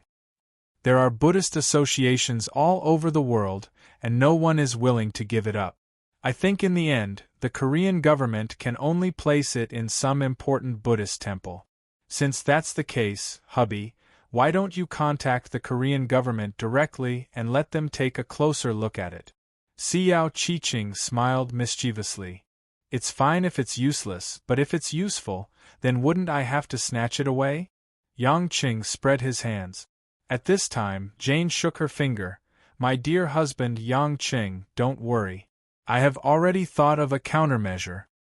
Looking at Jane's secretive smile, Yang Qing felt a headache coming on. What the hell were these two women thinking of? But no matter what, he still had to go to Korea. Yang Qing didn't want to let go of any opportunity. If he didn't recover his cultivation, God knew when Hongmeng would come to seek revenge and rob him. He couldn't stop them. Jane also went with Yang Qing. Firstly, she wanted to see her student, Zhang Ru, and secondly, she was the one who could help the most. Because Xiao Qiqing didn't have much ability to protect herself, and she was afraid that Mother Wang would worry, she had to give up. Anyway, they could contact each other by phone at any time. With Tang Wan taking care of them at home, Yang Qing didn't think that Lan Lan would need his useless father. It was just a few days away. Apart from saying that she wanted a lot of gifts with a serious face, the chubby little girl didn't say anything else, such as, Daddy, I will miss you very much, and so on. This made Yang Qing feel hurt. Which bastard said that daughters were sweet little cotton-padded jackets? The plane was flying to Seoul. Naturally, Yang Qing couldn't help but think of Jinxiu. This girl called him once before the new year, but when Yang Qing called back, the person who answered was Unyong. Later, Jinxiu didn't call again. Yang Qing himself had things coming one after another, so he didn't care too much. After all, he wasn't a person who liked to call, and he didn't have the habit of calling his women. He didn't know if Lin Ruoshi had called Jinxiu, but he didn't hear the woman mention it, so he guessed that she didn't. At this moment, Jinxiu didn't call again. Yang Qing thought that the girl should be busy in college, or she listened to her grandfather's words and decided to marry Kim Jip. He couldn't help but sigh in his heart. The little girl who used to be a vendor would have such a day. Yang Qing couldn't wait to see how she was. However, Yang Qing didn't call in advance to inform her. Instead, after flying to Seoul with Jane, he asked her student, Zhang Ru, to pick them up and then give Jinxiu a surprise. Chapter 1420. A day later, the plane landed smoothly at Seoul Airport in the afternoon. Although it was the beginning of spring, Seoul was still chilly. Yang Qing bought a first-class ticket, not because he had too much money to spend, but because he didn't like the people around him sneaking glances at Jane from time to time. Perhaps it was because he had opened his heart and treated Jane as his woman. Yang Chen's vinegar jar was much bigger than before. Jane had long gotten used to being the center of attention from the people around her. She was rather happy with Yang Chen's narrow-mindedness. She acted as if she didn't know anything and chatted and laughed along the way. When she had nothing to say, she would take out her modified tablet and start writing and drawing. For Jane, her time was very valuable, because some inadvertent thinking was likely to become a great invention. Of course, these inventions did not mean that they would be made public to the world. After getting off the plane, Yang Cheng in a black jacket and Jane in a moose-colored British trench coat quickly attracted a lot of attention in the airport. Just like an international superstar walking on the street, it was inevitable that people would look at them, but this superstar was holding hands with an Asian man who didn't deserve her. Such an eye-catching combination was naturally easy to be seen by the people who came to pick them up. "Teacher! Teacher, I'm here!" A woman's excited shout came from behind the crowd not far away. Soon, a woman in a white lady's suit and a black knee-length skirt ran to Yang Qing and Jane. The woman looked about 30 years old, her hair was tied up behind her head, and she didn't wear any makeup. Her face was small, and her facial features were delicate. She belonged to the type that wasn't stunning at first glance, but was more comfortable to look at. It was as if the people in the entire airport terminal had disappeared. The woman was excited, and her eyes were even a little wet as she rushed over. "Teacher Alexander! You're finally here, I've been waiting for you for a long time." Since she knew that Jane's surname was Alexander, this woman was naturally Jane's student, Zhang Ru. Although she was very excited, she still ran to Jane and stood still, as if she didn't dare to take the initiative to hug Jane. But Jane smiled gracefully and went forward to give her student a hug. "Zhang Ru, long time no see. You haven't changed much." Before Zhang Ru could speak again, Jane suddenly covered Zhang Ru's mouth with one hand. Zhang Ru's eyes widened. She did not understand what he meant. Jane cutely bared her fangs and looked around. She said, "You're already in your 30s, right? How old do you think I am?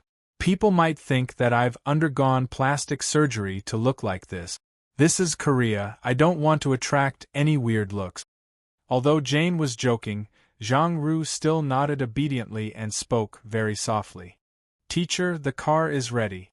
Please follow me to the parking lot." Zhang Ru looked at Yang Qing strangely. "You are, in fact," Zhang Ru was very puzzled just now. Why would Teacher Alexander, who was like a goddess in her heart, be holding on to a man who didn't seem to match her hua xia? "I'm your teacher's man." Yang Qing grinned. Jane happily held Yang Qing's hand and said, "Zhang Ru, his name is Yang Qing. You have to respect him as much as you respect me in the future. Don't treat him like a younger brother just because he's younger than you." Yang Qing touched his forehead. "What kind of analogy is this?" Zhang Ru's eyes were actually a little worried, but she still forced a smile and invited the two to leave together. Yang Qing had already sent someone to book the presidential suite at the Hilton Hotel in Seoul. It was only a short distance away from the upcoming Buddha Heart Relic opening ceremony. On the way to the hotel, Zhang Ru glanced at the rearview mirror from time to time. She saw Yang Qing and Jane talking in a language that she did not understand. Jane would smile from time to time. It was obvious that she was whispering sweet nothings to each other. Zhang Ru frowned. "Teacher," Zhang Ru could not help but interrupt and asked in English, "Why are you interested in the Buddha Heart Relic? Are you going to do some research on it? I remember that you're not very interested in religion and history." "Oh, it's Yang Qing who's coming this time. I'm just accompanying him to take a look." "He's more interested in the relic," Jane replied. Zhang Ru forced a smile and asked, "Mr. Yang, from what you just said to Teacher Jane, it was Italian, right? Are you an Italian returnee?" "Not really, I've been to many countries, but I've only settled down in Huaxia in the past 2 years." How could Yang Qing not notice Zhang Ru's hostility towards him? Although he did not quite understand, he was not interested in arguing with her. He answered whatever she asked. Where do you live and what do you do? Zhang Ru asked again. Yang Qing smiled. I live in Zhonghai now, and I'm unemployed. I say, Miss Zhang Ru, why do you look like you're checking my household registration? When Zhang Ru heard the two words, Zhonghai, a strange look flashed in her eyes. She smiled slightly and said, Nothing, I'm just curious about how great the man chosen by my most admired teacher will be.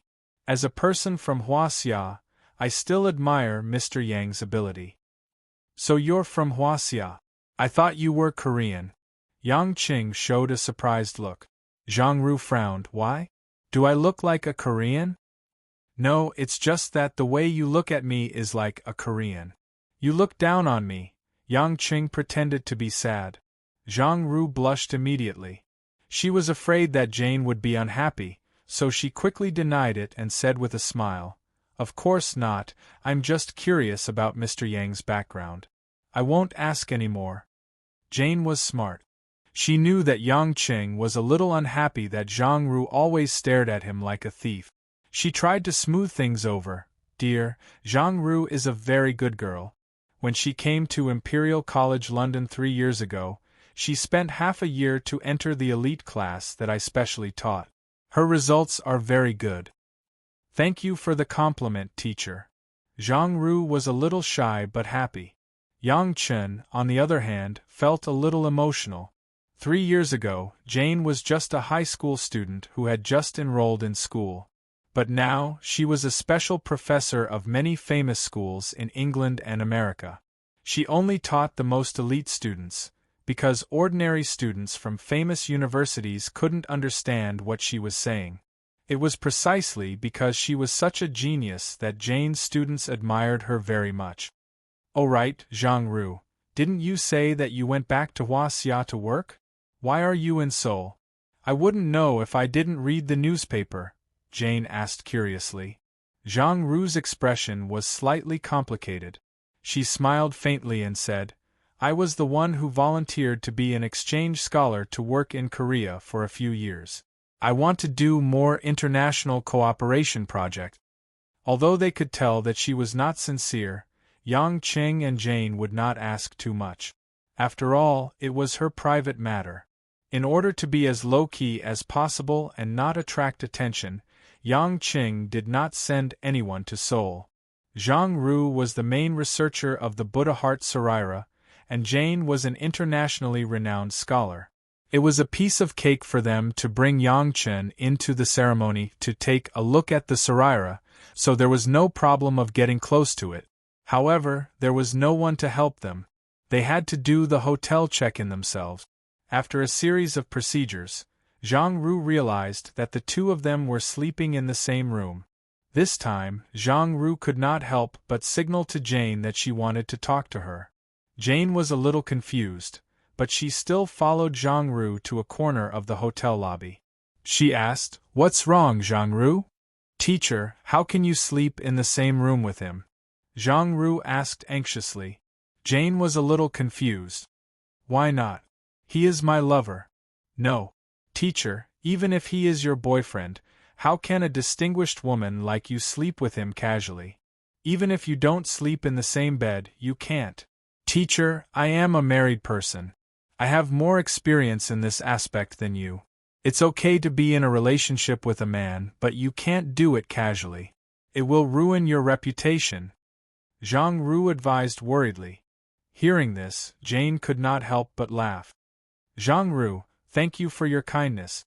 I know you think he looks too ordinary and doesn't deserve me, but what I want to say is, I have known him for more than 8 years. I didn't choose a boyfriend randomly. We love each other, so you can rest assured that I am not blinded by love. After saying this, Jane turned around and walked away, leaving Zhang Ru standing in the same place with a stunned face. Chapter 14:21. 8 years. Zhang Ru said bitterly, 8 years ago I was just a child. Teacher, you're not even 10 years old. What do you know about love? Teacher, even if you're immersed in the river of love, You can't deceive yourself like this. Who would believe such a lie? Although Zhang Ru was Jane's student for more than a year, they only met once or twice a week. Most of the time, it was in class. Although she admired Jane, she didn't really know much about her identity. Therefore, she only knew that Jane was the Princess of Wales.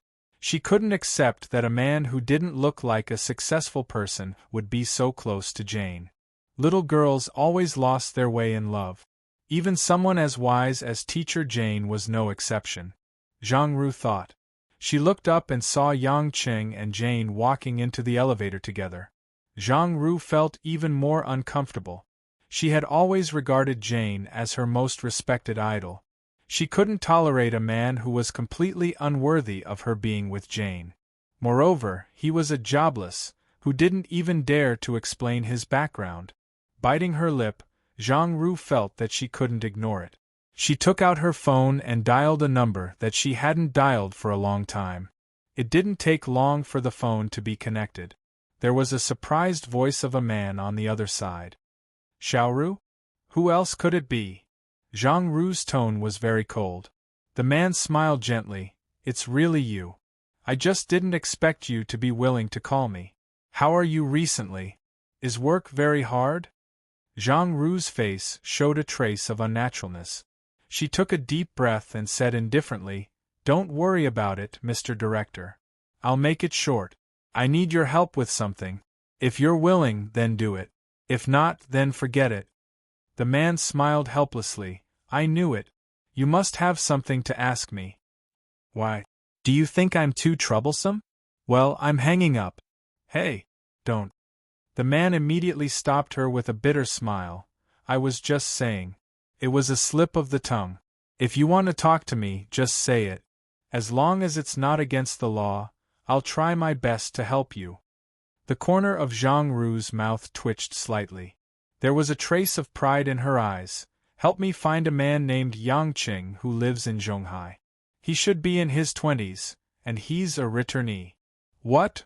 Yang Qing? The man suddenly cried out involuntarily. Why are you making a fuss? Zhang Ru frowned. Do you know him? The man pondered for a moment before saying, I know him. The one who went to your place in Daehan must be him. You? Why do you want to investigate Yang Qing? It's good that you know. Tell me everything about him. Who is he? Zhang Ru asked immediately. The man sighed. Xiao Ru, it's not that I want to hide it from you on purpose, but this person. I can't tell you where he came from, because even if I tell you, I'll definitely be lying to you. Enough? Zhang Ru's eyes looked like they were about to spit fire.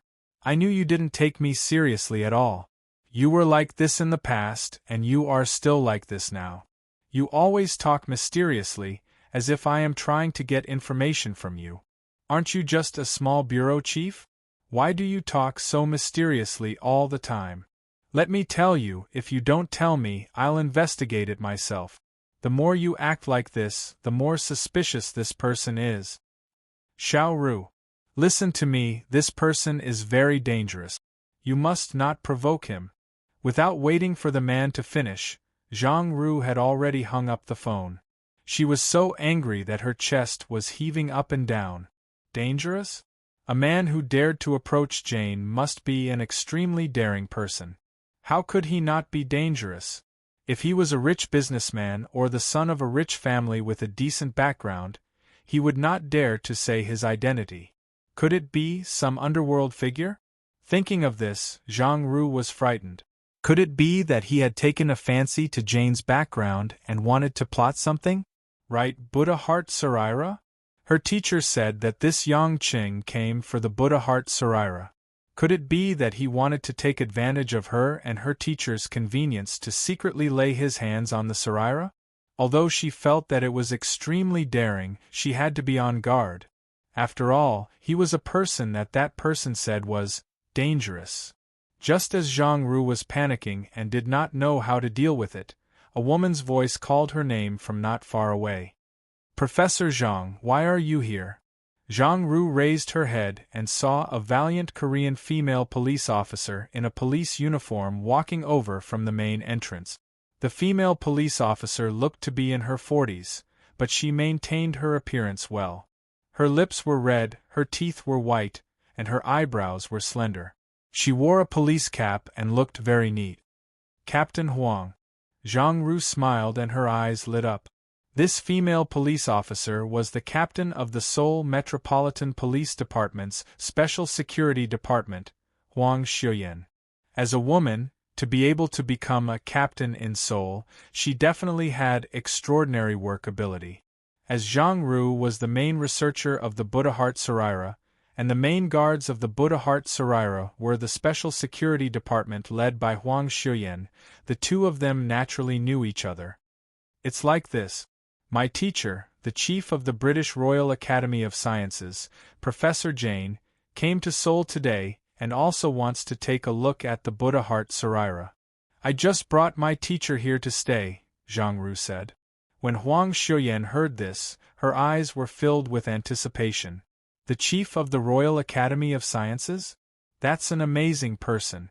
No wonder Professor Zhang could be qualified for the research of the Buddha Heart Sarira at such a young age. It turns out that you're a great teacher and a great disciple. Huang Xiuyan had already started to silently decide if she should report this to the chief police officer, or perhaps invite Jane to appear at the opening ceremony as an official guest. This would once again increase the prestige of the opening ceremony in Korea. This was the effect that Zhang Ru wanted. She immediately pretended to be distressed and said, Captain Huang, there's something that's troubling me.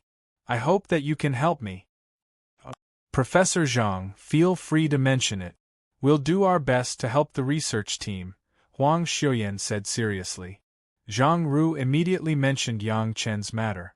She guessed that this man might have bewitched Jane, and was actually after the Buddha's Heart Sarira. However, Jane was very protective of him, and hoped that the security department could provide surveillance and protection. Huang Xiuyan's face suddenly turned ugly, as if something had particularly touched her. Professor Zhang, do you know why I'm here? Zhang Ru shook her head. Let me introduce you.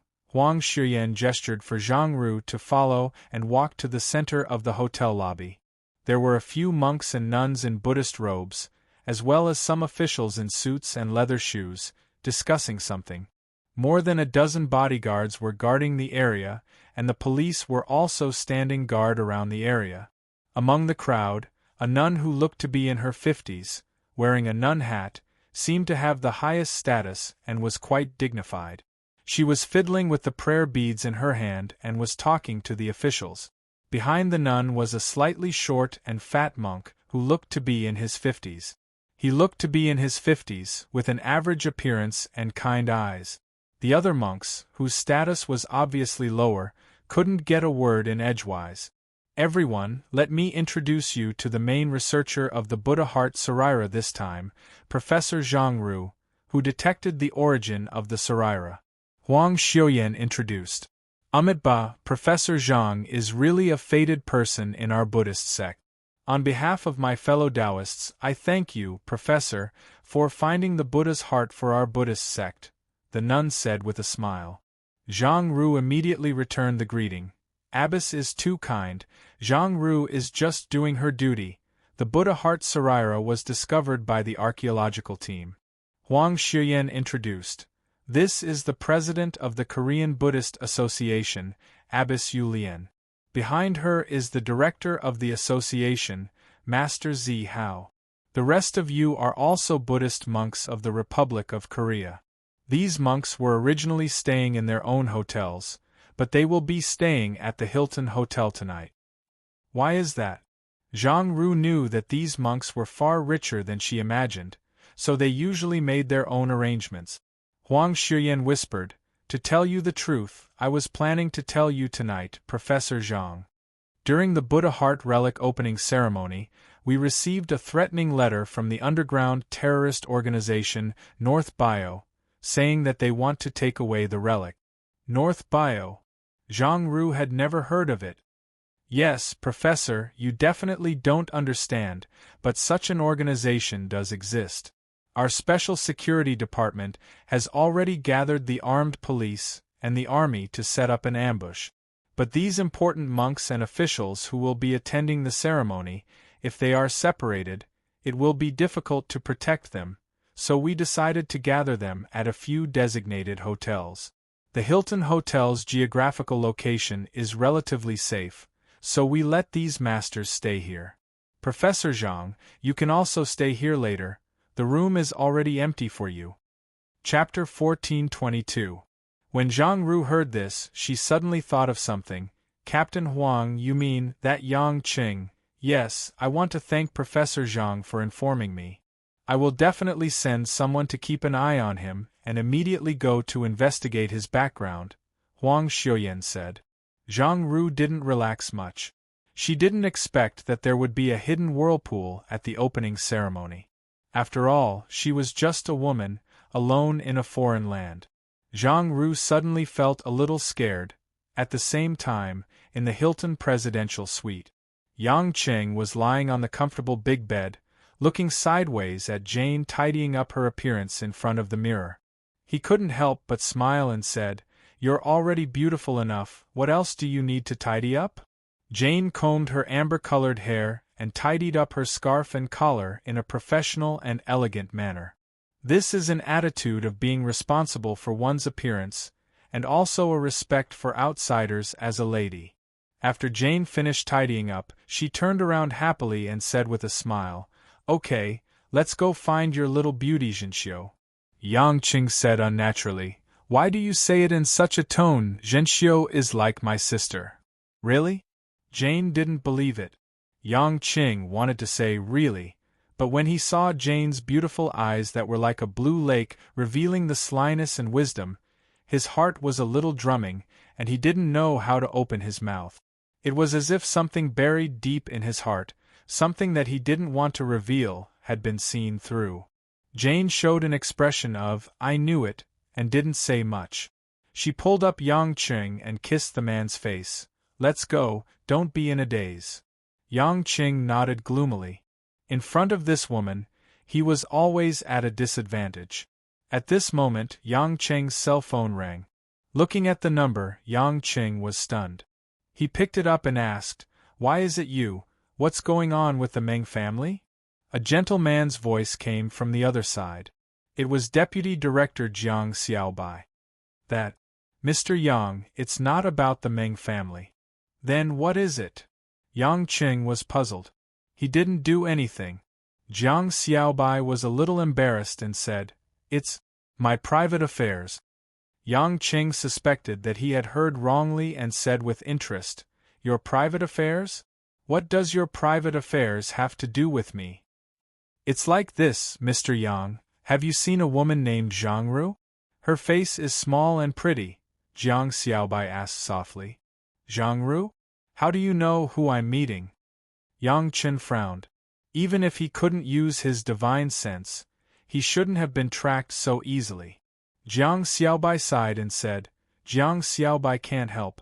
Xiaobai, the corners of Yang Qing of his mouth twitched several times, and finally, couldn't help but laugh. "Xiaobai are of Yang, Yang are of Yang Qing." Jiang Xiaobai smiled bitterly on the other end of the phone. "Mr. Yang, it's true. Zhang Ru and I are both from the same hometown in the East Province. We met in college and got married after 4 years of dating. However, maybe because of work, she felt that I didn't take care of the family enough and didn't open my heart to her, so she alienated me. A few years ago, she went to England to study, and then returned to work for less than 2 months before she asked to go to the Seoul Research Institute." When Yang Chun heard this, he almost had an idea.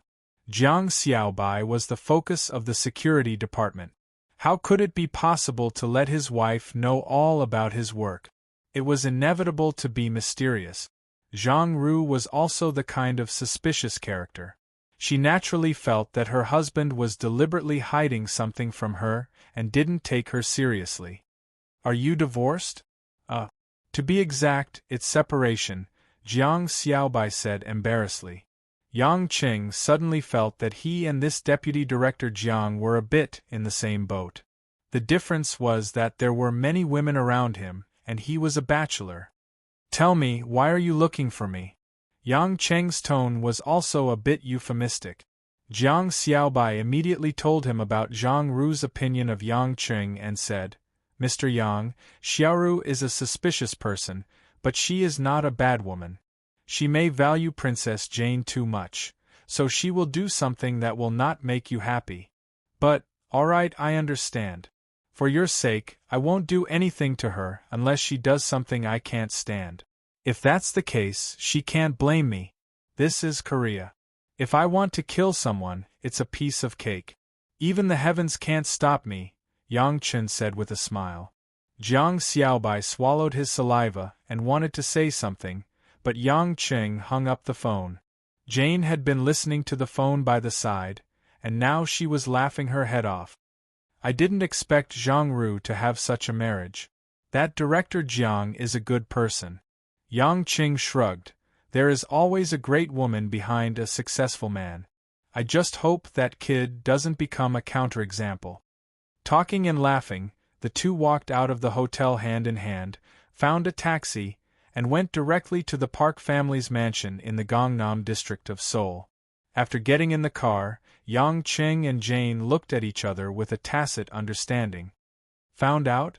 Jane said with a smile. My students are quite fast. It seems that they got the police to keep an eye on us. Jane, who had received professional training, had a very basic ability to discover that someone was following them. You really got shot while lying down. What a good student you taught.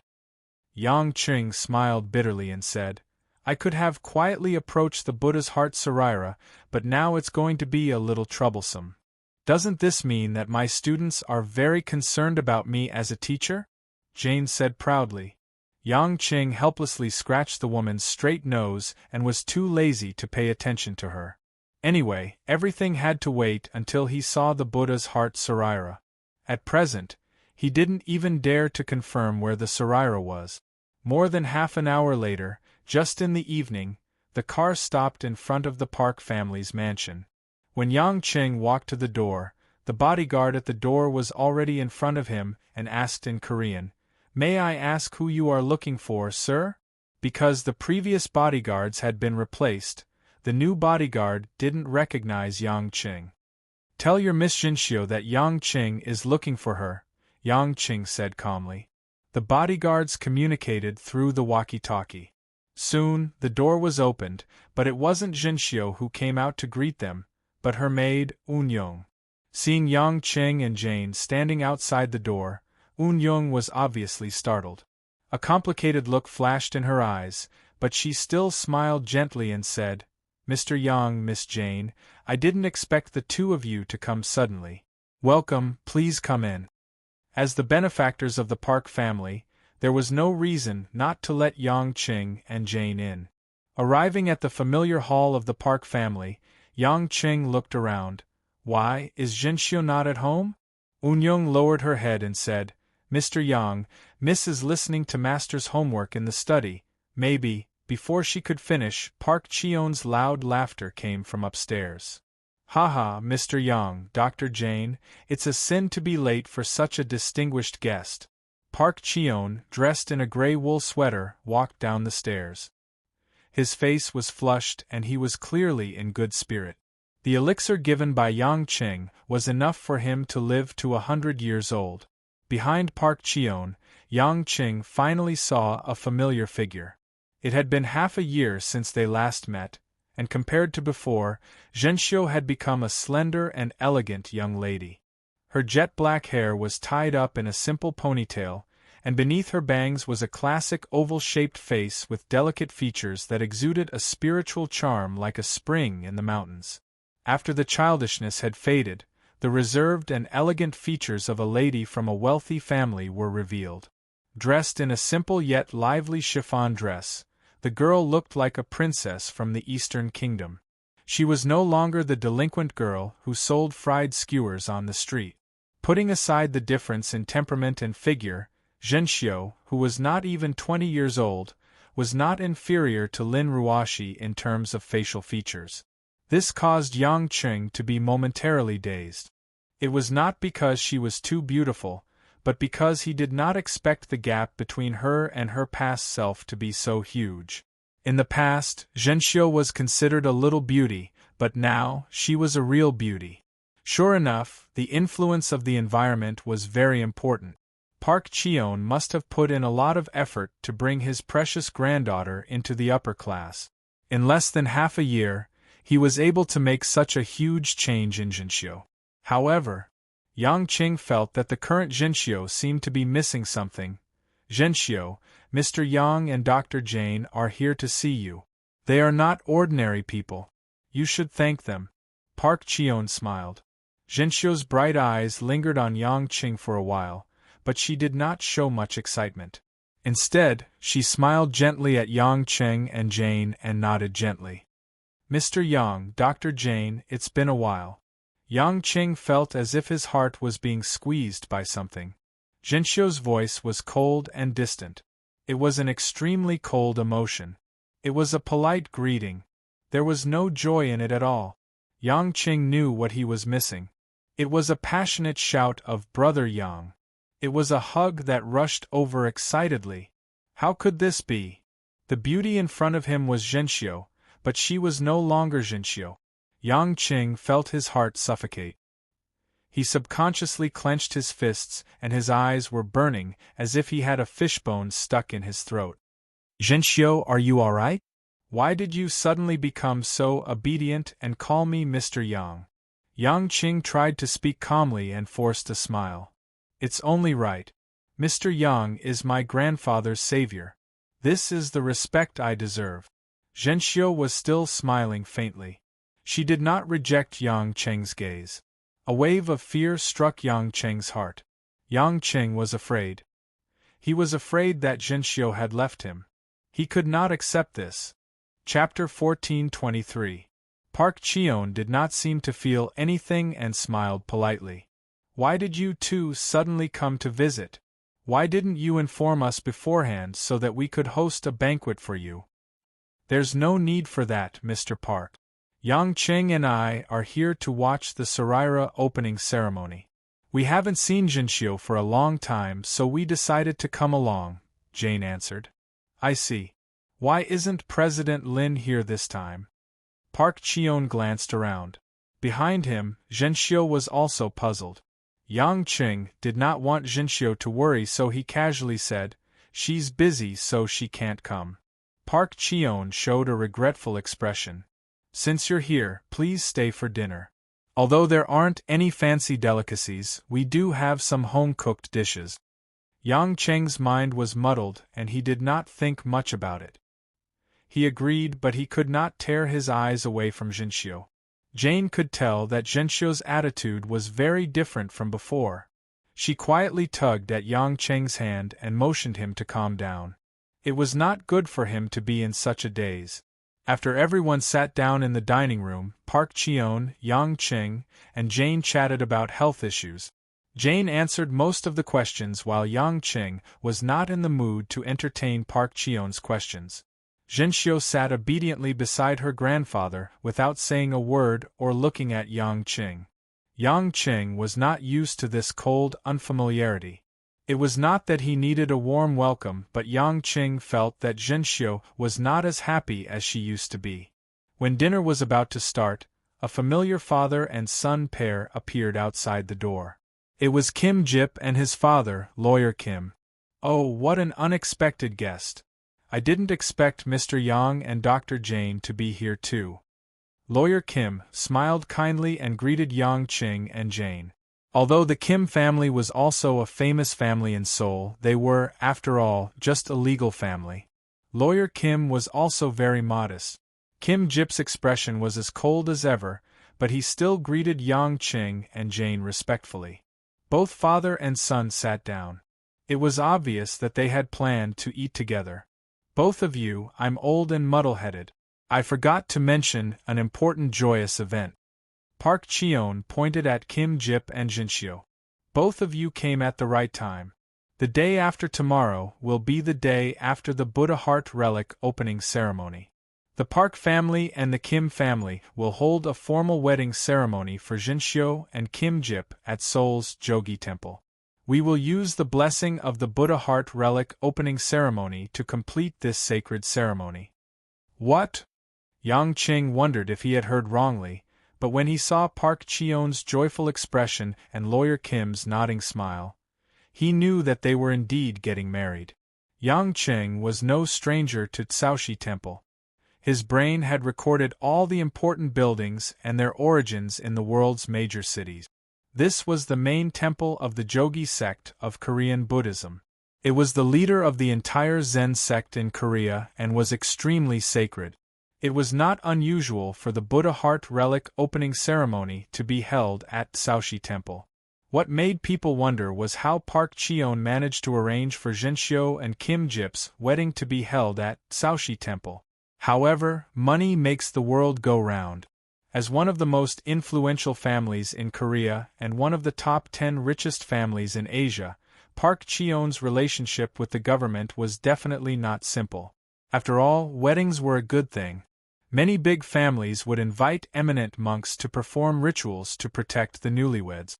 With that in mind, it was not surprising that the Park family was able to pull off such a feat. Yang Qing frowned and asked Zhenxiu, "Zhenxiu, why didn't you contact us when you were getting married? If we didn't come, wouldn't we have missed your wedding?" In fact, Yang Qing was wondering why they were getting married so suddenly. Didn't Zhenxiu object to this marriage? Mr. Yang and General Lin are both in Zhonghai and have a lot of things to do. I didn't want to disturb them. After all, marriage is a matter between the two of us. It's not appropriate to disturb too many people, Zhenxiu replied calmly. Disturb? Yang Qing mocked himself. Why do you sound like you're treating me like an outsider? Zhenxiu's eyes suddenly flashed with anger. To Mr. Yang, of course, Zhenxiu is just an outsider. I'm not related to you, am I not? His mocking tone made Yang Chen's scalp go numb and his heart turn cold. Zhenxiu, don't talk nonsense. Park Cheon scolded her sternly before turning to apologize to Yang Qing with a smile. Mr. Yang, this child is getting more and more impudent. I'm worried too. She's about to get married, but she's still spouting nonsense. Lawyer Kim waved his hand. Mr. Yang is a magnanimous man. I'm sure he won't mind. President, please don't blame Zhenxiu. She's much more sensible than my son. Kim Jip came with me to take care of the wedding details. He doesn't know anything and he's always putting on a sour face. It's really giving me a headache. The two of them were already in-laws. On the other hand, Kim Jip and Zhenxiu, the newlyweds who were engaged and about to get married, hadn't even glanced at each other since they walked in. Park Cheon smiled. Mr. Yang, Dr. Jane, please don't leave Seoul the day after tomorrow. Come with us and attend the wedding at Shaoxi Temple. The Buddha Heart Sarira will be enshrined in Shaoxi Temple in the future, but not everyone will be able to see it. If you're interested, you can take a look tomorrow or the day after. Yang Qing was a little numb at the moment. He couldn't tell if it was because of Zhenxiu's wedding or Zhenxiu's current state. In short, he was in a terrible mood. Jane, on the other hand, was clear-headed. She agreed on behalf of Yang Qing and gave her blessings. Then let's bask in the glory of the two newlyweds and wish Zhenxiu and Kim Jip a happy marriage for 100 years. Haha, thank you, Dr. Jane. If Zhenxiu were to give birth in the future, she might need Dr. Jane's help. Park Cheon joked. It's hard to hire me. I won't do it without tens of millions of dollars. Jane teased. Dinner had yet to begin, but the atmosphere was joyous. Kim Jip, who had been silent all this while, took a sip of the tea on the table. He furrowed his brows and glared at Eun-young, who was standing nearby. What's wrong with this tea? It's so hot. With that, Kim Jip splashed the tea at Eun-young's position. Eun-young stood there, too afraid to dodge.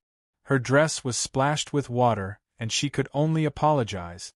I'm sorry, young Master Kim Jip. I'll change it for you now.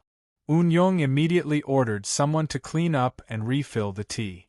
Although Kim Jip had always been Park Cheon's bodyguard, in the eyes of the maids, he was more highly regarded by Park Cheon than the young masters of the Park family. Even if Eun-young was the most valued one among the maids, Her status was still far below Kim Jip. Kim Jip, why are you being so unruly? It's just a little hot tea. How many times have I told you to be more gentle? Lawyer Kim said unhappily.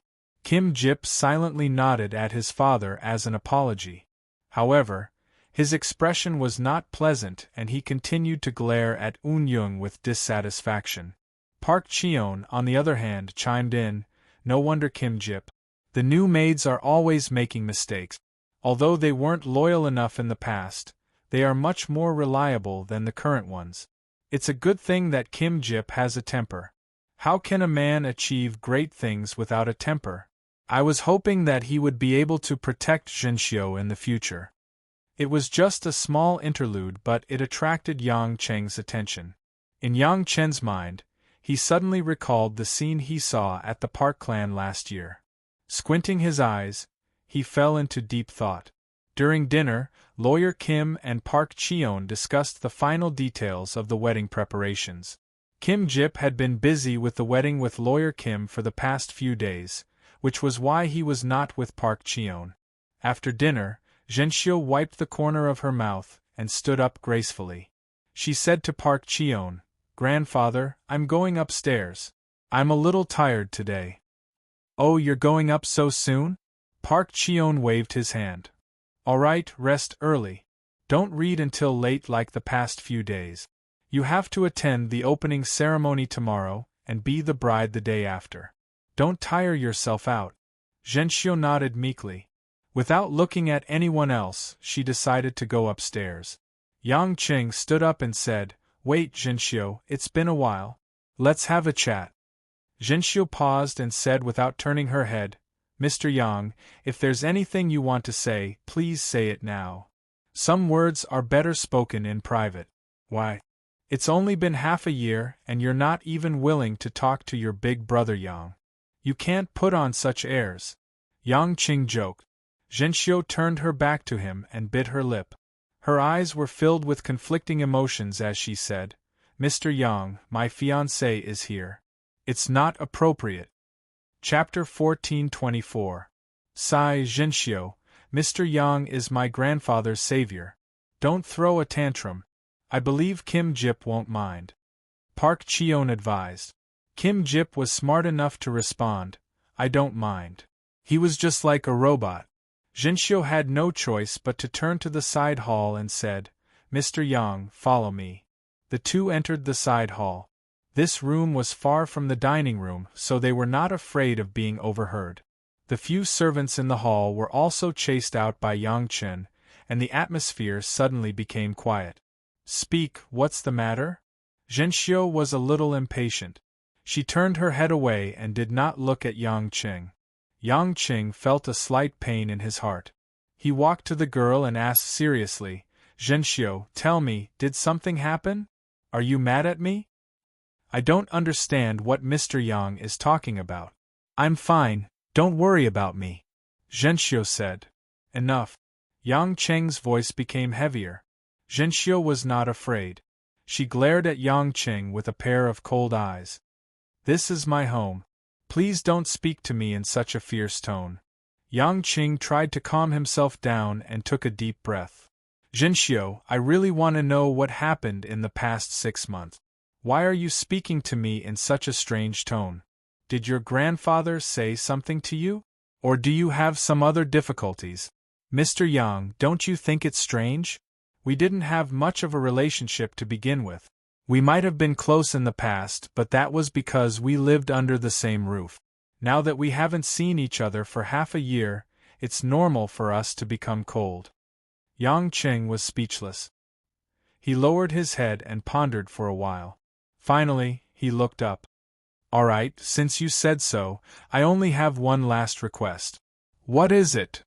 "You didn't call me Mr. Yang before. I want to hear you call me Big Brother Yang again." Zhenxiu's delicate body trembled slightly. Yang Qing saw this slight change. Yang Qing grinned. This girl was indeed hiding something. She was Su Zhenxiu, not someone else. "You're very boring. I'm free to call you whatever I want." Zhenxiu turned around and wanted to leave. Yang Qing grabbed the girl's fair arm. Let go of me. Zhenxiu was embarrassed and angry.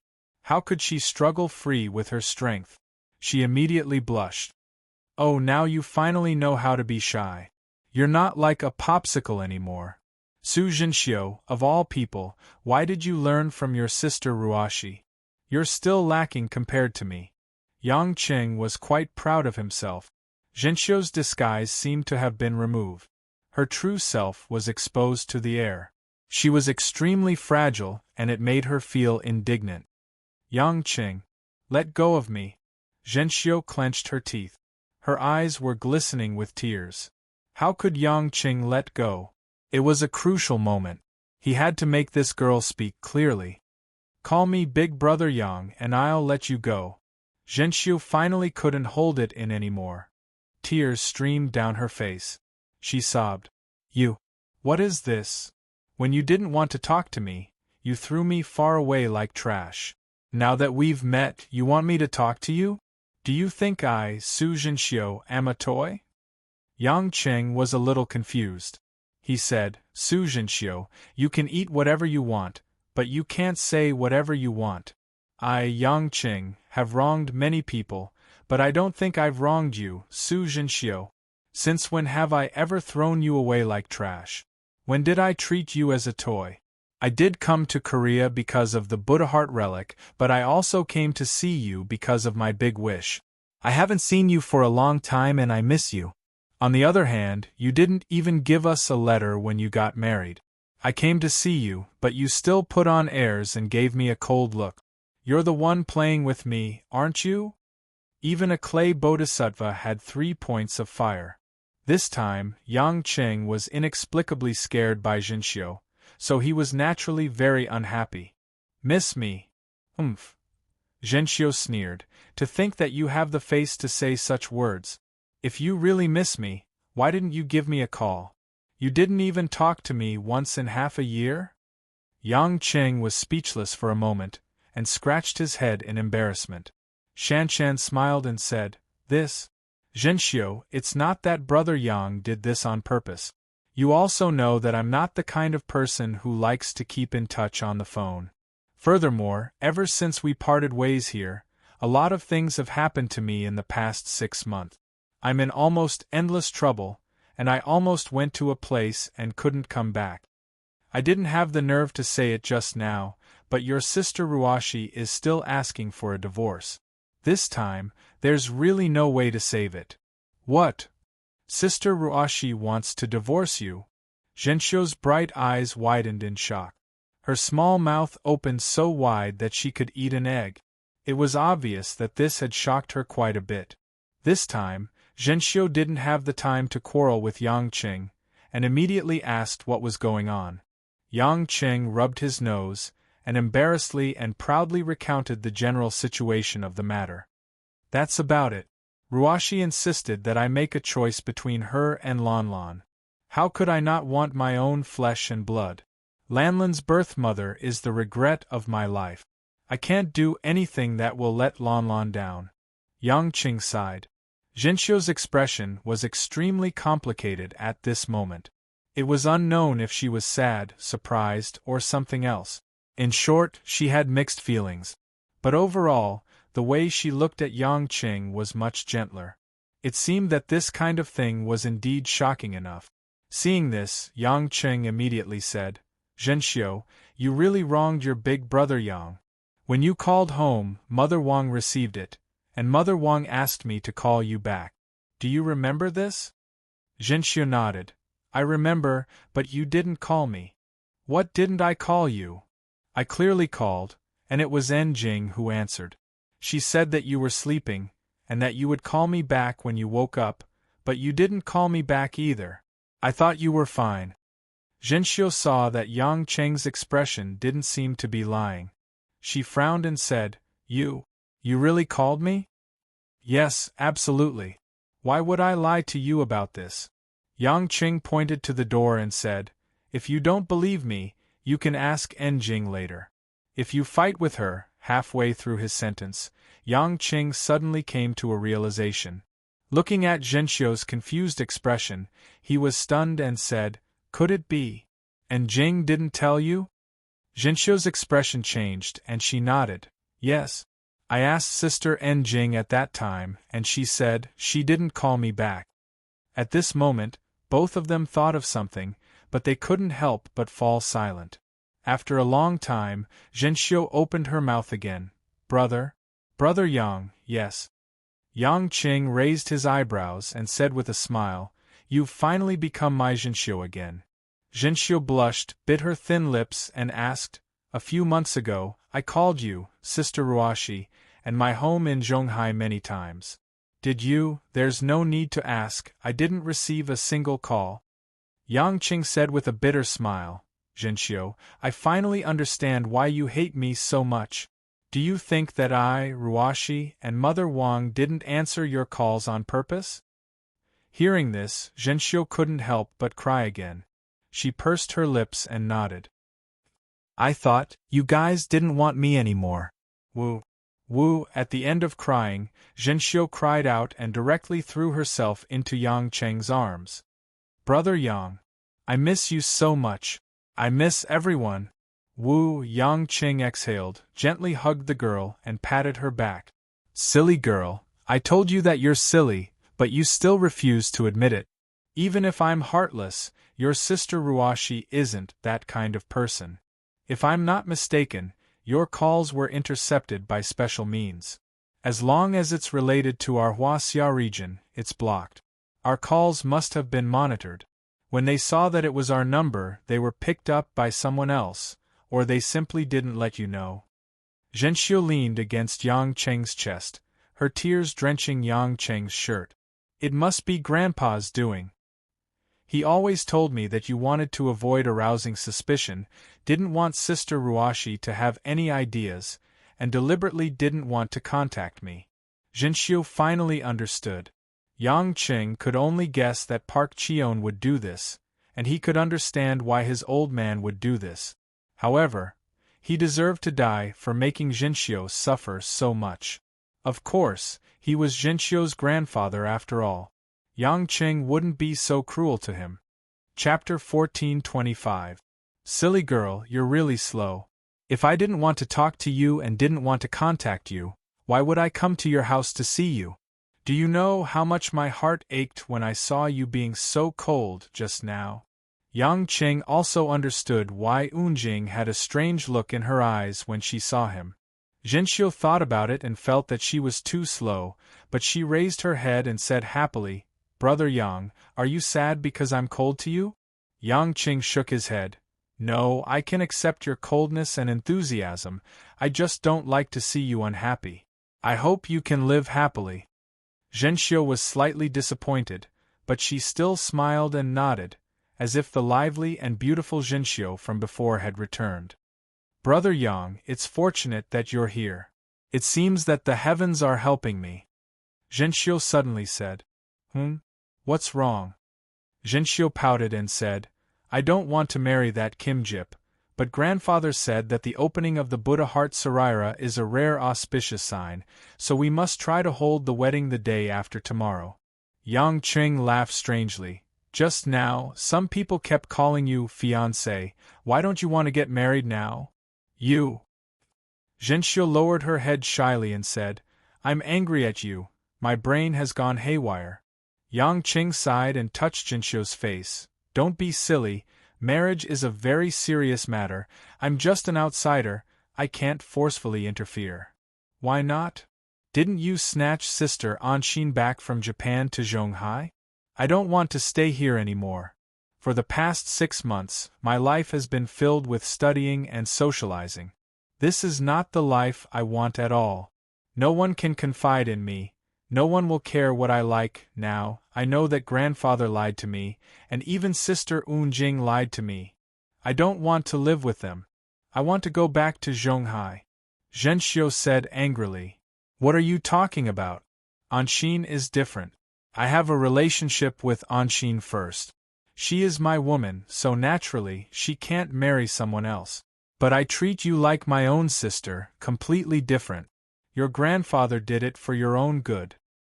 He let you, Anshin, stay here and inherit such a big family business. He must have invested a lot of effort in you.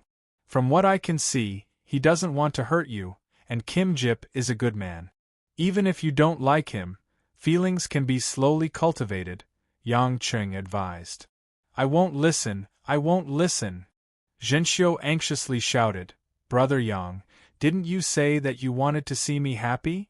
If I marry Kim Jip, I won't be happy for the rest of my life. Yang Cheng's face was bitter. How could he not know what Zhenxiu was thinking? She had feelings for him for a long time, but Yang Cheng did not want this seed to blossom and bear fruit. Zhenxiu should have her own life, while she still had the best years of her youth. She was a girl who could stand alone in a storm of blood. There were already many women around him who needed his care, and love. He already had a heavy responsibility on his shoulders. Zhenxiu deserved a complete love, a man who loved her completely, to live an ordinary and comfortable life with her. She should not have to face all kinds of dangers after being with him. Yang Cheng did not think that Kim Jip was a perfect partner, but at least he seemed to be a gentleman. He had been by Park Cheon's side for many years, so Park Cheon must have known this. He was a responsible man. It could be seen from his response to Park Cheon's emergency situation. He was loyal and responsible. Su Zhenxiu, I agree with your grandfather's choice on this matter. Don't mess around. When you mature, you will understand your elders' good intentions. Yang Cheng said sternly. Zhenxiu's face instantly turned pale. Her eyes were filled with resentment and disappointment. Brother Yang, how could you do this to me? I hate you! Zhenxiu cried and ran out of the room. Yang Cheng let out a long sigh. He felt terrible. Although the misunderstanding had been resolved, it seemed that Zhenxiu was angry at him again. However, Yang Cheng did not think that his judgment was wrong. He was no longer the frivolous boy he once was. He could not make promises just because a girl liked him. By the time he returned to the dining room, everyone had already finished their meal. Everyone had witnessed the scene of Zhenxiu running upstairs in tears. Yang Cheng did not want to stay any longer. He nodded at Jane and said, President Park, we're leaving. We'll be there on time for the wedding. Park Cheon was satisfied. He got up to personally send them off. Lawyer Kim and Kim Jip followed suit. Outside the door, Park Cheon grabbed Yang Cheng's hand and shook it solemnly. Mr. Yang, I think a woman as talented as Dr. Jane would never fall in love with an ordinary man. You are indeed wise. I want to thank you for your decision. Park Cheon's words were vague, but they contained a lot of information. Firstly, he had long known about the relationship between Yang Cheng and Jane. Secondly, he also knew that Yang Cheng had discovered what he had done to Zhenxiu. Moreover, Park Cheon could imagine what Yang Cheng had said to Zhenxiu. Yang Cheng did not have a good impression of this old man. He said seriously, President Park, with all due respect, I may be an outsider, but I don't want Zhenxiu to have an unhappy life in this family in the future. Even after Zhenxiu gets married, I will take care of her and not let her get hurt. Otherwise, I can't guarantee what I will do. There was a hint of threat in his words. Park Cheon's expression changed slightly. She's my granddaughter. I will do my best to take good care of her. Park Cheon did not want to say more. He gestured for them to leave. There was no need to call a taxi to return to the hotel. Park Cheon sent a Mercedes-Benz to send Yang Cheng and Jane back to the Hilton Hotel. As soon as they entered the hotel lobby, 2 teams of Korean police officers suddenly rushed out from the opposite side and behind them, surrounding Yang Cheng and Jane. Yang Cheng and Jane looked at each other with a smile. The police had been tailing them since the afternoon. They had not let up and now they were going to arrest them. Huang Xiuyan in her well-ironed police uniform walked out from the 2 groups of policemen. Her gaze filled with judgment lingered on Yang Cheng for a while. Mr. Yang Cheng, I am Huang Ziyuyan from the Seoul Metropolitan Police Department's Security Department. We now suspect that you are a member of a terrorist organization. We are now arresting you as a suspect. Please cooperate with the police. Yang Qing did not know whether to laugh or cry. Officer, you have my entry and exit information, right? Are you sure you've checked my information? Huang Ziyuan sneered. We requested to see your file to the Huaxia police. But the file they gave us is full of loopholes. You were a hawker in Huaxia 3 years ago. How could you graduate from Harvard University in the United States? Moreover, you are involved with the Park family of the Star Moon Group. We have reason to suspect that you are a high-caliber spy. You are close to the rich and powerful with ulterior motives. Yang Qing was dumbfounded. How could she even think of this? Spy. It was inevitable that Huaxia would not provide the real information. His specific information was not something that the police could obtain. It had to be approved by the Ministry of State Security. It was only natural that Huang Ziyuan would not be able to find it. As for his relationship with the Park family, Huang Ziyuan would not be able to find it in a short time. Hence, her speculation was wrong. Just as Yang Qing was feeling a little distressed, Zhang Ru somehow ran into the encirclement of the police and grabbed Jane's arm. Teacher, this man is very dangerous. Captain Huang said that his information is suspicious everywhere. You'd better stay away from him with me. He must have a purpose for approaching you. While speaking, Zhang Ru stared at Yang Qing with great vigilance, for fear that the suspect would explode. Jane bit her lip and held back from laughing exaggeratedly. Maintaining a bit of restraint, she winked mischievously at Yang Qing. The meaning was very clear. She thought it was very interesting and wanted to watch a good show. Yang Qing was completely speechless about this Zhang Ru. If it weren't for that woman being his wife, he would have taken out his mobile phone and smashed her. At this moment, he could only say to Huang Ziyuan, Captain Huang, do you mind if I make a call? I can prove my innocence. Huang Ziyuan crossed her hands in front of her chest and said arrogantly, Of course you can, but every word you say will be used as evidence in court.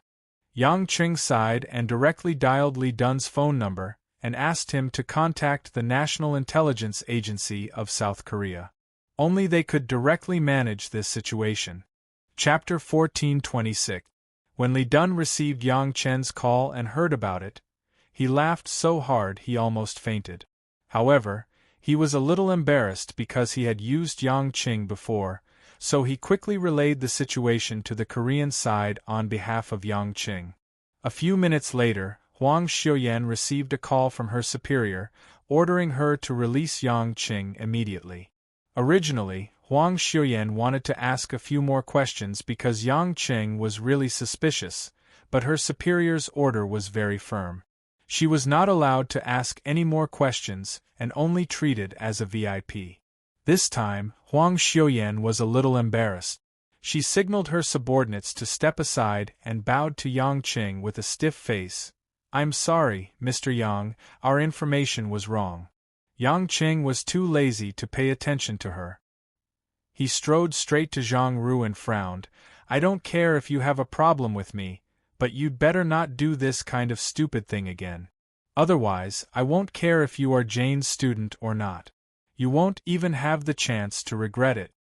Yang Qing exerted a little pressure on Zhang Ru, which made her angry but not dare to say anything. She only felt an irresistible majesty, which made her feel very uncomfortable. But she saw with her own eyes that Huang Xiuyan publicly bowed to Yang Qing, which showed that Yang Qing's background was definitely not ordinary. She had guessed wrong. Jane, who was on the side, reached out and held Zhang Ru's cold hand. She rolled her eyes at Yang Qing and said, All right, my dear Yang Qing, don't scare her. She was just thinking about my safety. Yang Qing also wanted to scare this woman to not meddle in other people's business. Jane gave him a way out, so he went along with it. Okay, I'll listen to you. Let's go. Yang Qing took Jane's hand and turned to the elevator. After Yang Qing and Jane left, Huang Xiuyan walked to the side of Zhang Ru, who was a little lost.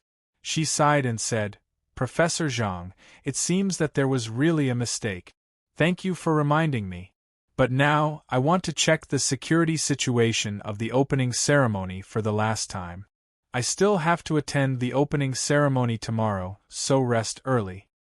Zhang Ru nodded blankly and watched the police leave the hall one after another. She stood there alone and could not help but feel a little lonely.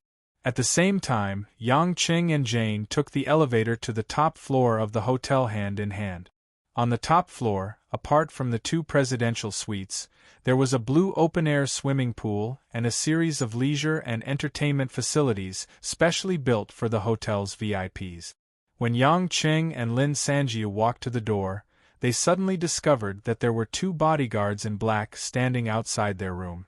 There was also a hotel manager pacing back and forth in front of the door. "Who are you?" Yang Qing frowned. The hotel manager immediately greeted them and smiled apologetically. "This must be Mr. Yang and Miss Jane. It's like this. Due to an emergency, your room needs to be adjusted." "Adjustment? What do you mean?" Jane was puzzled. The manager explained, because of the government and the police's temporary decision, some important officials from other cities who will attend the Buddha Heart Sarira opening ceremony tomorrow, as well as the president of the Buddhist Association, Abbess Yulian, and director Master Zihao, will all stay in our hotel. And all the business suites and luxury suites in our hotel are already full. As for the remaining 2 presidential suites, one has been given to a few senior monks in the country, and the other one has to be reserved for Abbess Yulian and Master Zihao. Yang Qing sneered. "We booked the room first and paid for it. Now you want to change it just because you say so? This is also a last resort. Rest assured, Mr. Yang, we will compensate you double the amount." The manager kept bowing his head and apologized. "Please understand our difficulties. After all, Abbess Yulian is a person of virtue and prestige. If she stays in an ordinary room, it will make things difficult for the hotel's management. Moreover, this is also what the several senior officers asked us to do. I don't want to listen to these reasons. If you don't make them scram out of the room I booked, then I'll kick them out." Yang Qing couldn't help but get angry. Today was really strange. He was treated as a spy by the police, and even his room was taken away for no reason. Seeing that Yang Qing was unwilling, the manager's face darkened and he said gloomily, "Mr. Yang, please pay attention to your words.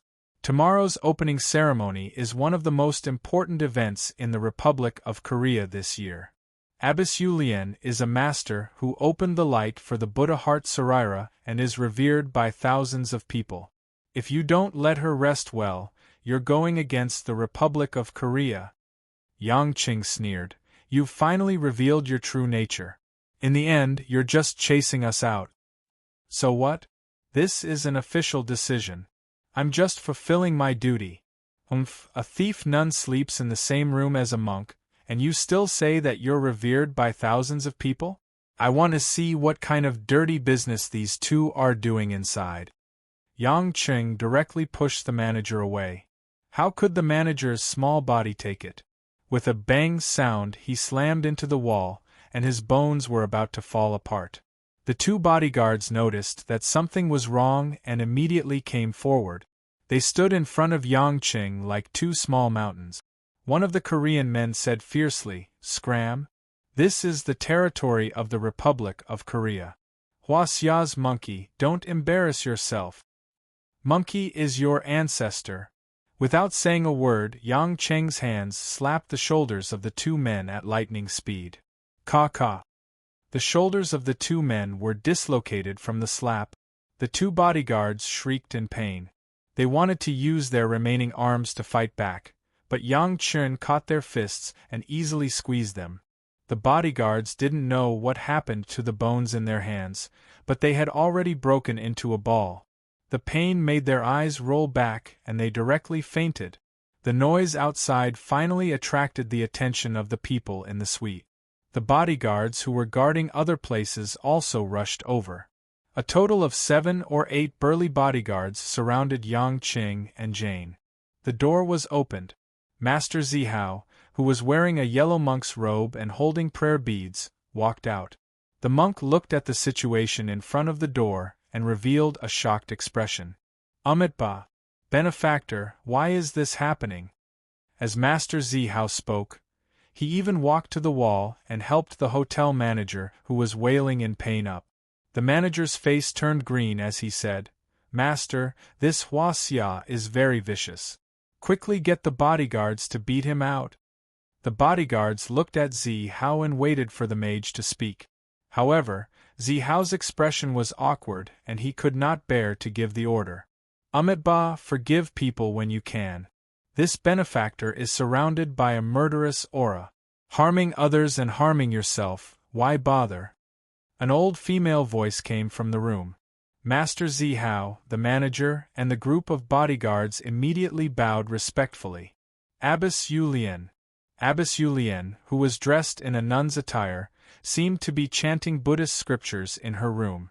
Walking out, she looked at Yangchen with a kind expression and said, Almsgiver, this poor nun and junior brother Zihao are both monks. Originally, we didn't want to fight over this residence with the two of you, but unfortunately, this happened too suddenly. A few important people hoped that this poor nun and junior brother Zihao could stay here to ensure safety. Could benefactor consider this poor nun's kind advice, even if it's not for the monk's face? For the Buddha's sake, please agree to change your residence tonight. This poor nun guarantees that no one will pursue tonight's matter. Abbess Yulian is really compassionate, the manager immediately flattered. Abbess Yulian's gaze was especially gentle, like a pool of lake water in the mountains, clear, quiet, indifferent, but with traces of wonderful ripples. This kind of dreamy and illusory gaze made one's mind unconsciously fall into it, unable to extricate themselves. The bodyguards, the manager, and even Zihao seemed to relax after looking at Yulian. They looked at Yulian with sincerity. Yang Qing, on the other hand, frowned. He felt that this gaze was very strange. It was as if a strange thing was knocking on his mind, making his mind a little chaotic.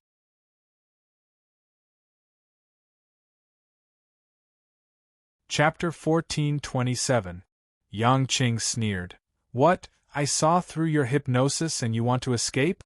If your followers knew that the master was just a cover and the real master was hypnosis, what do you think they would think? From Yu Lian's expression, Yang Qing could tell that this nun understood Chinese, so he spoke in Chinese. This time, Yu Lian also spoke in Chinese and said solemnly, I don't understand what you're talking about. Please don't make wild guesses. After saying that, Yu Lian signaled Zihao and the bodyguards, who were still confused, to walk towards the elevator. These people didn't understand what Yu Lian was saying, because Yu Lian's expression was very sacred, so they thought that she was promoting some Buddhist doctrine.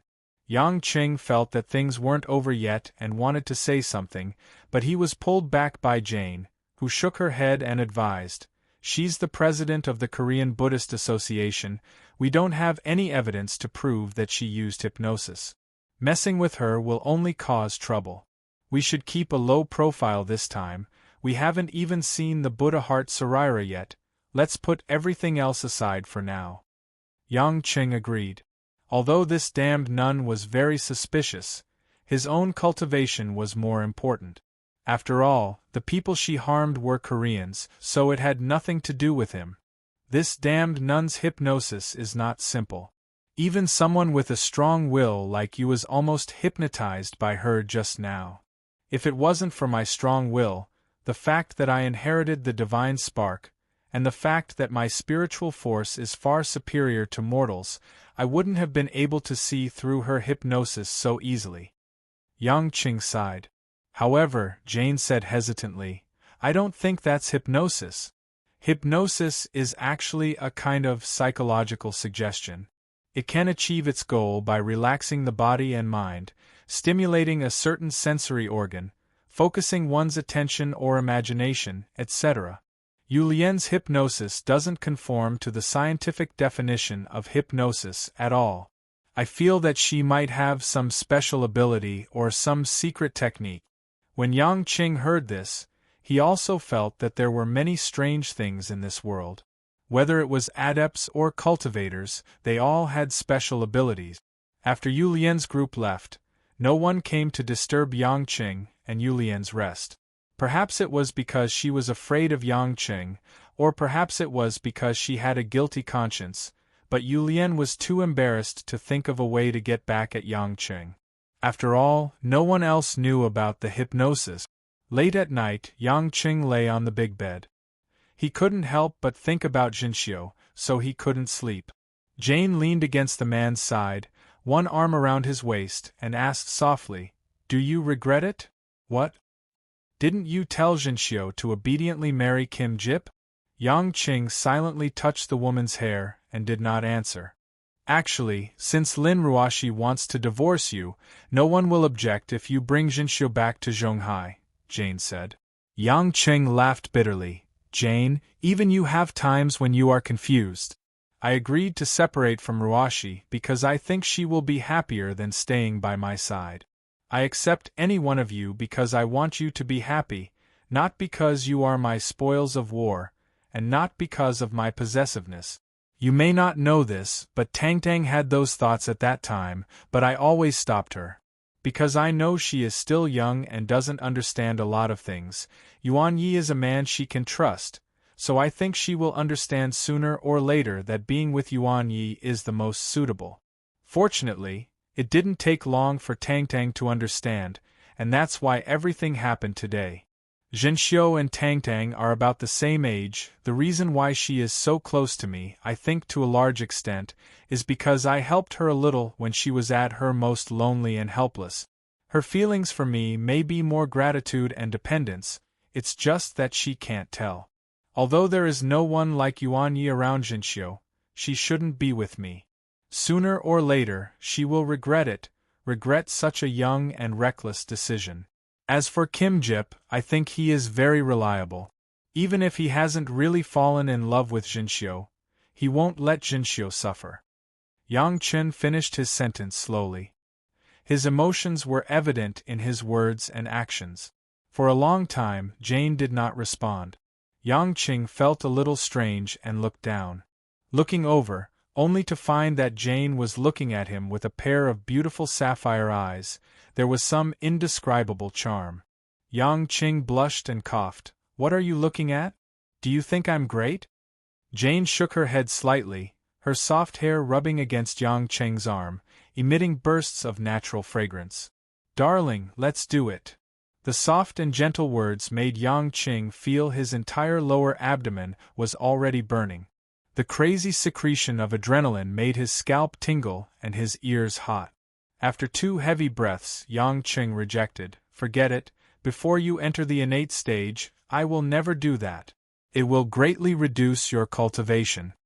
Jane smiled charmingly and said in her seductive English, "I've studied what's going on with the primordial yin you mentioned. From a medical point of view, it's just that you can't enter the vagina routinely, but we can do it anal.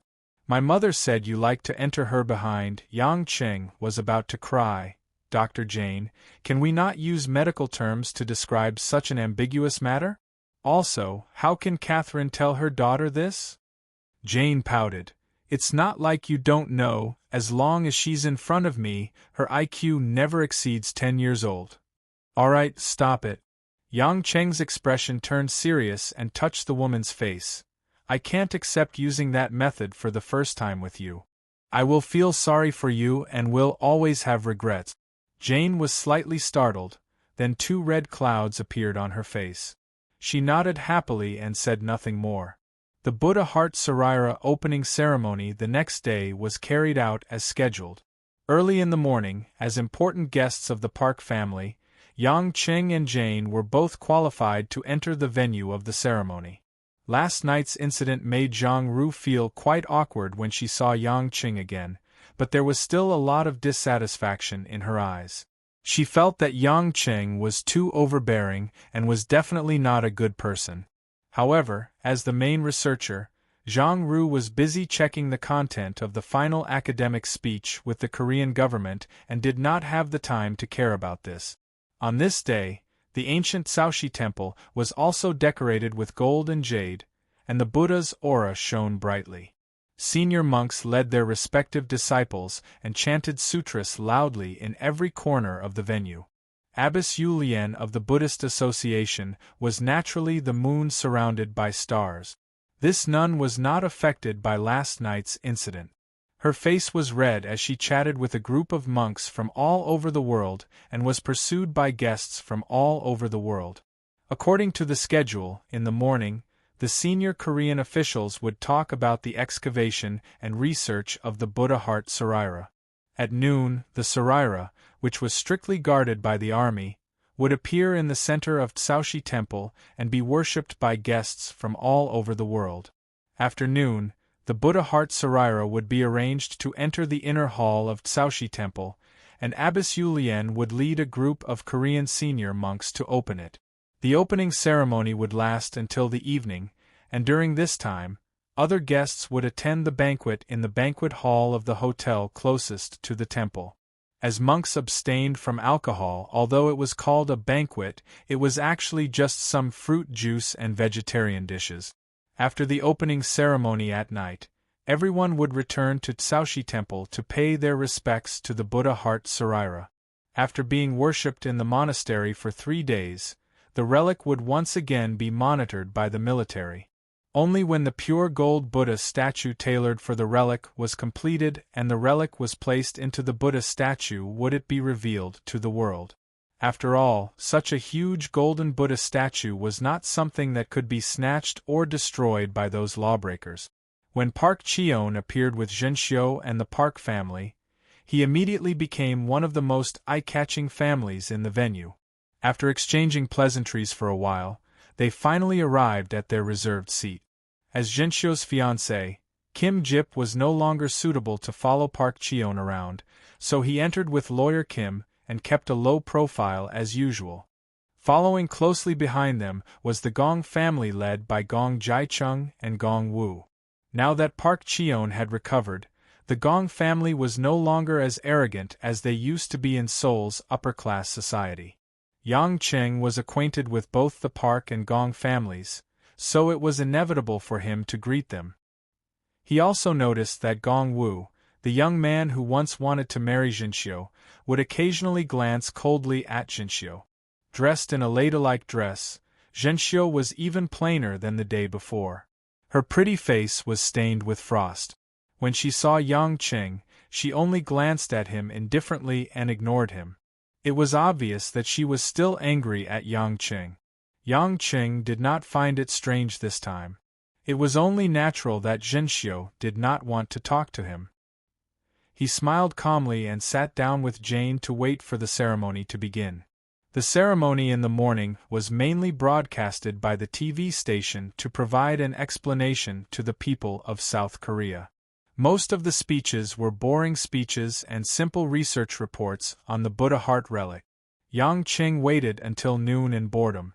Finally, he saw the officials step down from the stage and the army and the Buddhist monks enter the center of the venue to welcome the Buddha Heart relic. At that moment, Yang Cheng suddenly felt a strange movement in his dantian.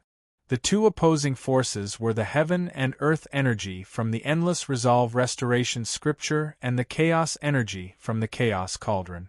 They were in a deadlock. However, for a moment, Yang Cheng felt that the chaos energy seemed to be afraid, and retreated a little. Chapter 1428.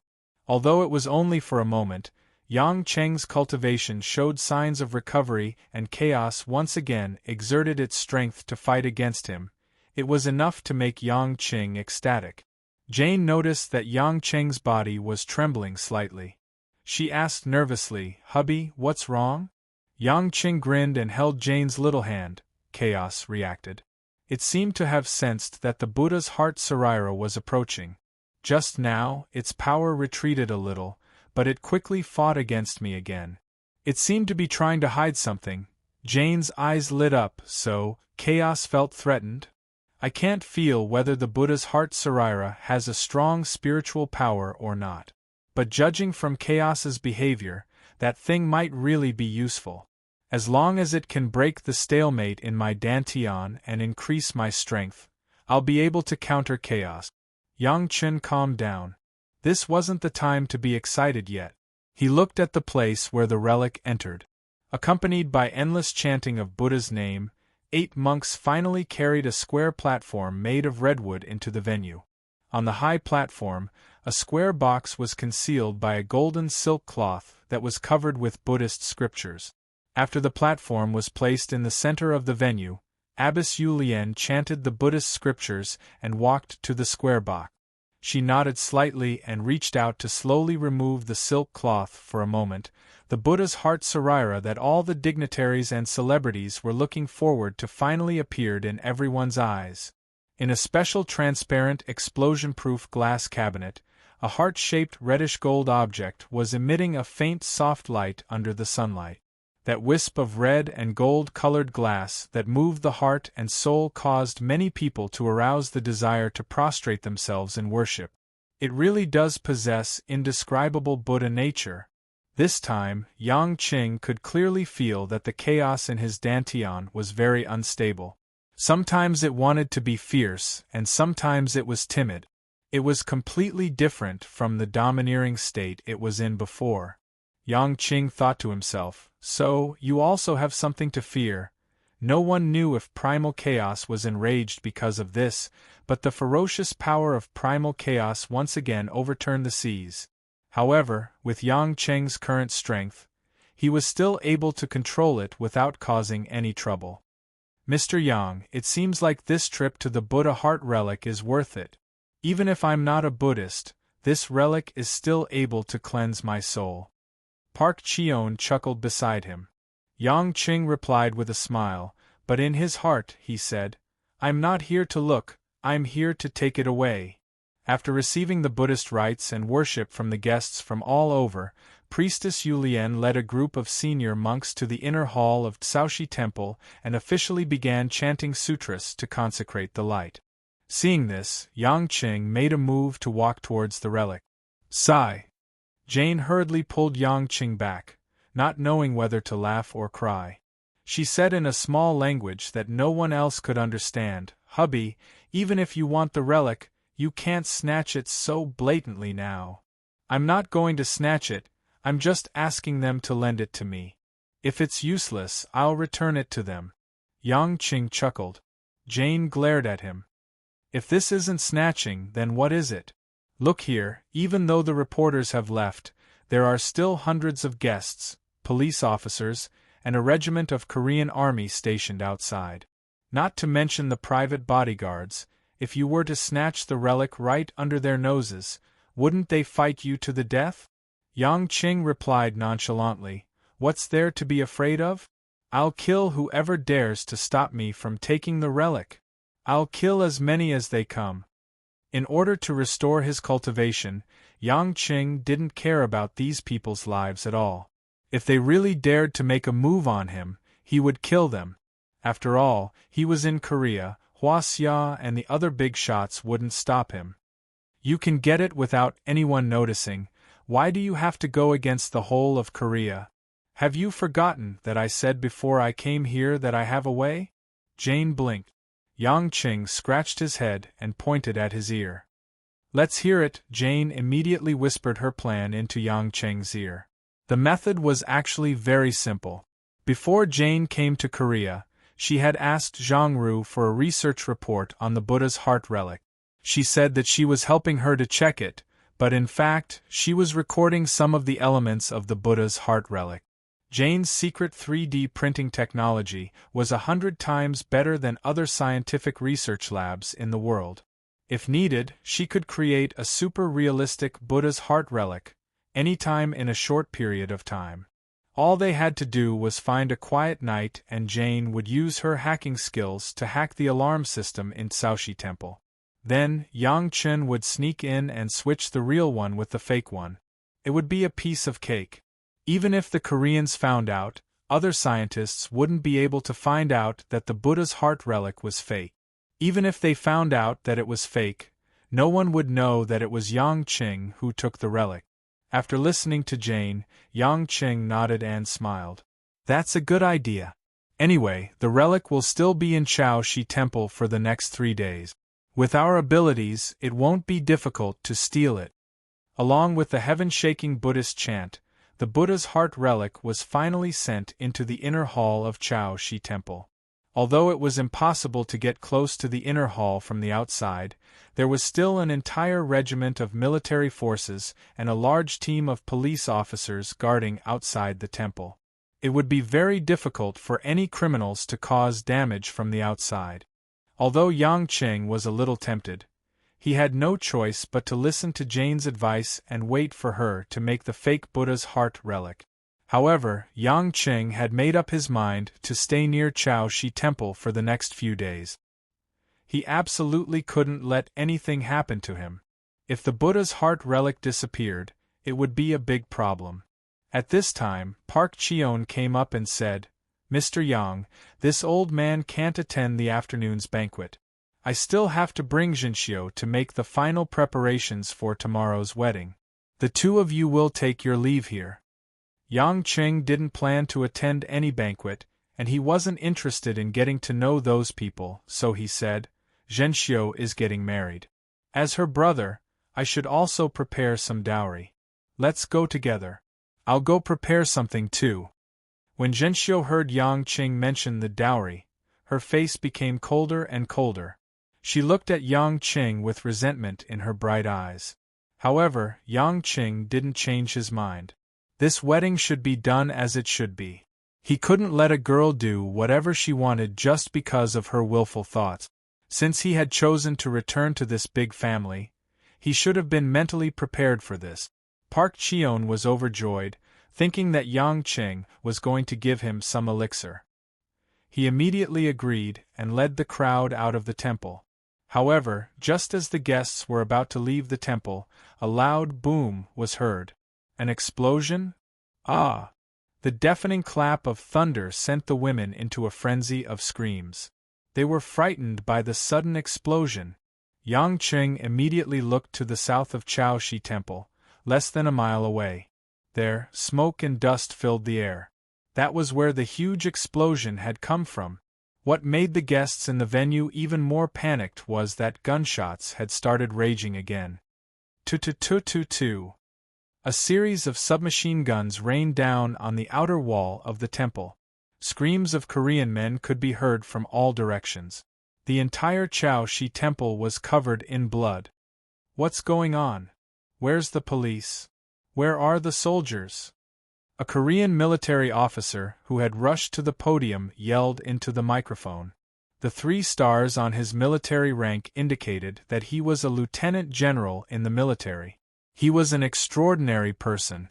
After all, the opening ceremony was a national ceremony. The military had also sent a few iconic figures to participate. A Korean soldier with a crooked hat rushed in and cried at the general on the podium, "General Chung, this is bad. The 27th Regiment outside has betrayed us." "What?" General Chung's eyes widened in anger. He was stunned for a moment. However, not long after, a group of more than 100 blood-stained soldiers rushed in fiercely. Their leader was a muscular man with a beard. Although he was wearing an army uniform, his eyes were as sharp as an eagle's. The man had thrown his cap away and was holding a submachine gun in each hand. He fired wildly into the sky as soon as he entered the door. This frightening scene made the celebrities and dignitaries present turn pale, and they retreated to the inner area of the venue dejectedly. "Be good and don't move. We've surrounded the entire temple. The police and the army are done for," the bearded man announced with a cold smile. Chapter 1429.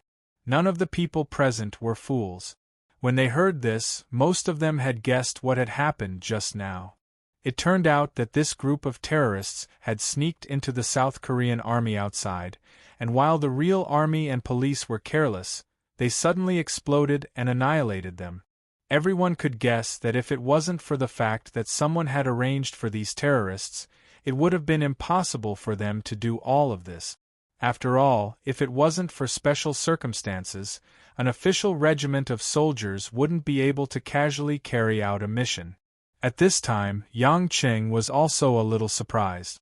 He never thought that other than himself, there would be someone else who cared so much about this Buddha heart relic. However, before the situation was clear, Yang Qing did not plan to interfere. Are you from North Buyu? General Zhong asked in a deep voice. The bearded man laughed evilly. He raised a submachine gun and aimed it at the lieutenant general on the stage. General Zhong Jun of the Combat Command, I recognize you. The officers under you have already been killed by me. Everyone here is our man. I advise you to be like the others and scram to the side. Don't ask what you shouldn't ask. Perhaps we will spare your dog life. Zhong Jun's face turned purple and he was extremely angry.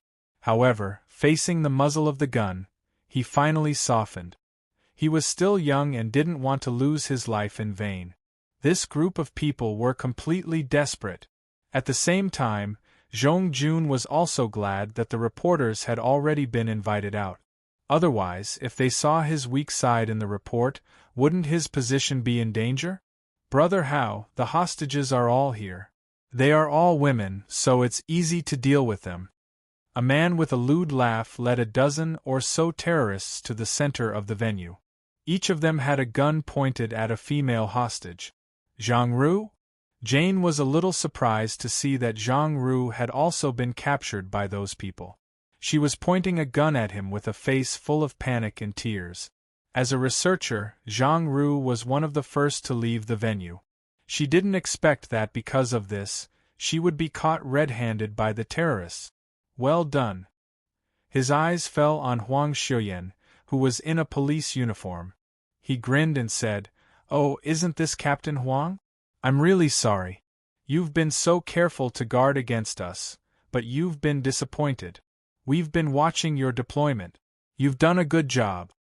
This was undoubtedly a great mockery to Huang Xiuyan. She had been assigning tasks for so long, yet she did not notice that there was a problem with her own people. Huang Xiuyan's face was flushed red with humiliation. She spat fiercely. Damned North Bio bastards! Do you think you can still escape? Very soon, this place will be surrounded by the army. You won't be able to escape. Ha ha ha ha. Didn't you hear the explosion just now? Hao sneered. Everyone's expression changed drastically. Huang Su-yun cried out involuntarily, You planted a bomb in Seoul? That's right. We have randomly selected some residential areas and downtown areas in Seoul and planted high explosives there. If anything happens to us, those explosives will detonate. If you want to kill tens of thousands of Seoul residents in order to capture us, then send the army over. Hao said slowly. Moreover, unfortunately, I don't know where the remote control explosives are, nor do I know how many remote control devices there are. The countless distinguished guests present were so panicked that they couldn't speak. It was as if the air had frozen. This group of terrorists was so crazy that they did not hesitate to use the lives of tens of thousands of ordinary people to threaten them. Are you doing this for the Buddha Heart Sarira? Zhong Jun asked. General Zhong, aren't you spouting nonsense? Otherwise, would we have come here to pray to Buddha and burn incense?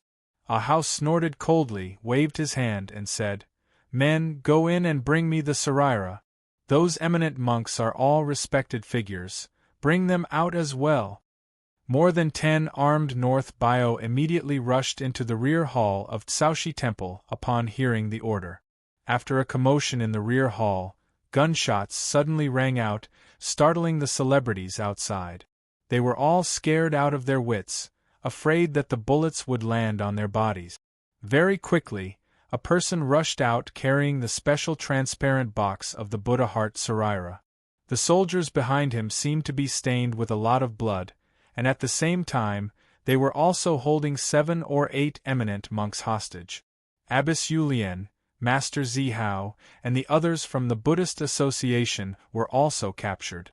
However, their expressions were still solemn, as if they were not afraid. When Jane saw this scene, she frowned and said to Yang Qing, Hubby, that Abbess Yulian clearly has hypnosis. Why didn't she hypnotize these soldiers? Could it be that she did it on purpose? I'm not sure about that. That nun is not a good person either. Perhaps she is an accomplice of the North Bio. After all, the North Bio has a strong network, and many of the higher-ups in Korea are their people. However, it could also be that her hypnosis technique is unable to hypnotize too many people. If that's the case, if she resists, she will be easily killed by those people, so she can only be captured. Yang Qing said calmly. Jane was a little puzzled. Why don't you seem to be anxious? The Buddha Heart Sarira has been taken by them. Yang Qing smiled relaxedly. Isn't that better? I just need to follow those people and snatch the Sarira. Anyway, all the responsibility will be pushed to the North Bio, and it will save us the trouble of stealing it. Jane covered her mouth and laughed. You really have a belly full of evil ideas. But this is good. Since the North Bio dared to make a move on me last time, you should teach them a good lesson this time. They can disregard the lives of tens of thousands of civilians, so their deaths will not be regretted. At this time, the man called Ah Hao gave a few more orders. He ordered a group of North Bio survivors to hold Zhang Ru, Huang Shiyan, and a group of female hostages, as well as Abbess Yu Lian and the other eminent monks, to lead the way out of Shaoxi Temple. As for the remaining troops, they pointed their guns at the back, to prevent some powerful bodyguards from suddenly going up to do anything. Outside Shaoxi Temple, alarms were already ringing, and the police and military in Seoul were quickly sending reinforcements. However, because a large number of hostages were in the hands of the North Bio, and a large number of explosives were hidden somewhere, even the upper echelons of South Korea were helpless. This was undoubtedly a great humiliation, so South Korea immediately cut off all the media reports from all over the world. All the communication devices were also cut off. For a time, the entire Seoul became a sealed-off forbidden area. The army controlled the streets, and the civilians did not understand what was going on. A wave of panic enveloped the entire Seoul. Ah Hao led his men and captured Lieutenant General Zhong Jun. He took him as a hostage outside Shaoxi Temple and confronted the South Korean military. General Zhong Jun, we kept you alive so that you could send a message to your colleagues. Ah Hao pointed his gun at Zhong Jun's chin and sneered. Our ship is already waiting for us on the Han River. We will take the hostages and the Buddha Heart Sarira with us. We will head to the sea, board the ship, and then head to the high seas. When we think it's safe, we will naturally release these monks and hostages. I'll give you 5 minutes to make your decision. If you don't answer after 5 minutes, we will detonate a bomb. Every minute we will detonate a cup of bombs. Until you agree, or until tens of thousands of people die in Seoul. Zhong Jun's face was ashen, but he didn't dare to disobey. He could only nod his head silently. When Ah Hao let him go, Zhong Jun immediately ran towards the Korean army. Bam! Suddenly, the Desert Eagle in Ah Hao's hand fired, hitting one of Zhong Jun's right knees. Blood splattered everywhere as Zhong Jun knelt on the ground with a thud. General, you should crawl back slowly. Ah Hao laughed maniacally, while the other terrorists from the North Bio Nation also laughed out loud. This crazy laughter caused the Korean soldiers on the other side to break out in cold sweat. They didn't even dare to go up to help Zhong Jun up, afraid that they would also be shot. Zhong Jun was in so much pain that his facial muscles were trembling, but he still crawled back to his own formation with all his might, dragging out a bloody path. Seeing all of this, the generals and officials all had gloomy expressions on their faces, but they did not dare to get angry. The hostages captured by the North Bio Nation were a small matter, but the large number of bombs they had buried was the biggest factor that made the Korean government unable to move. After all, the population density of Seoul was too high. The strength of the North Bio Nation once again caused the upper echelons of South Korea to tremble in fear. To be able to transport a large number of explosives into Seoul without anyone noticing was a great shame to the intelligence agency. Chapter 1430.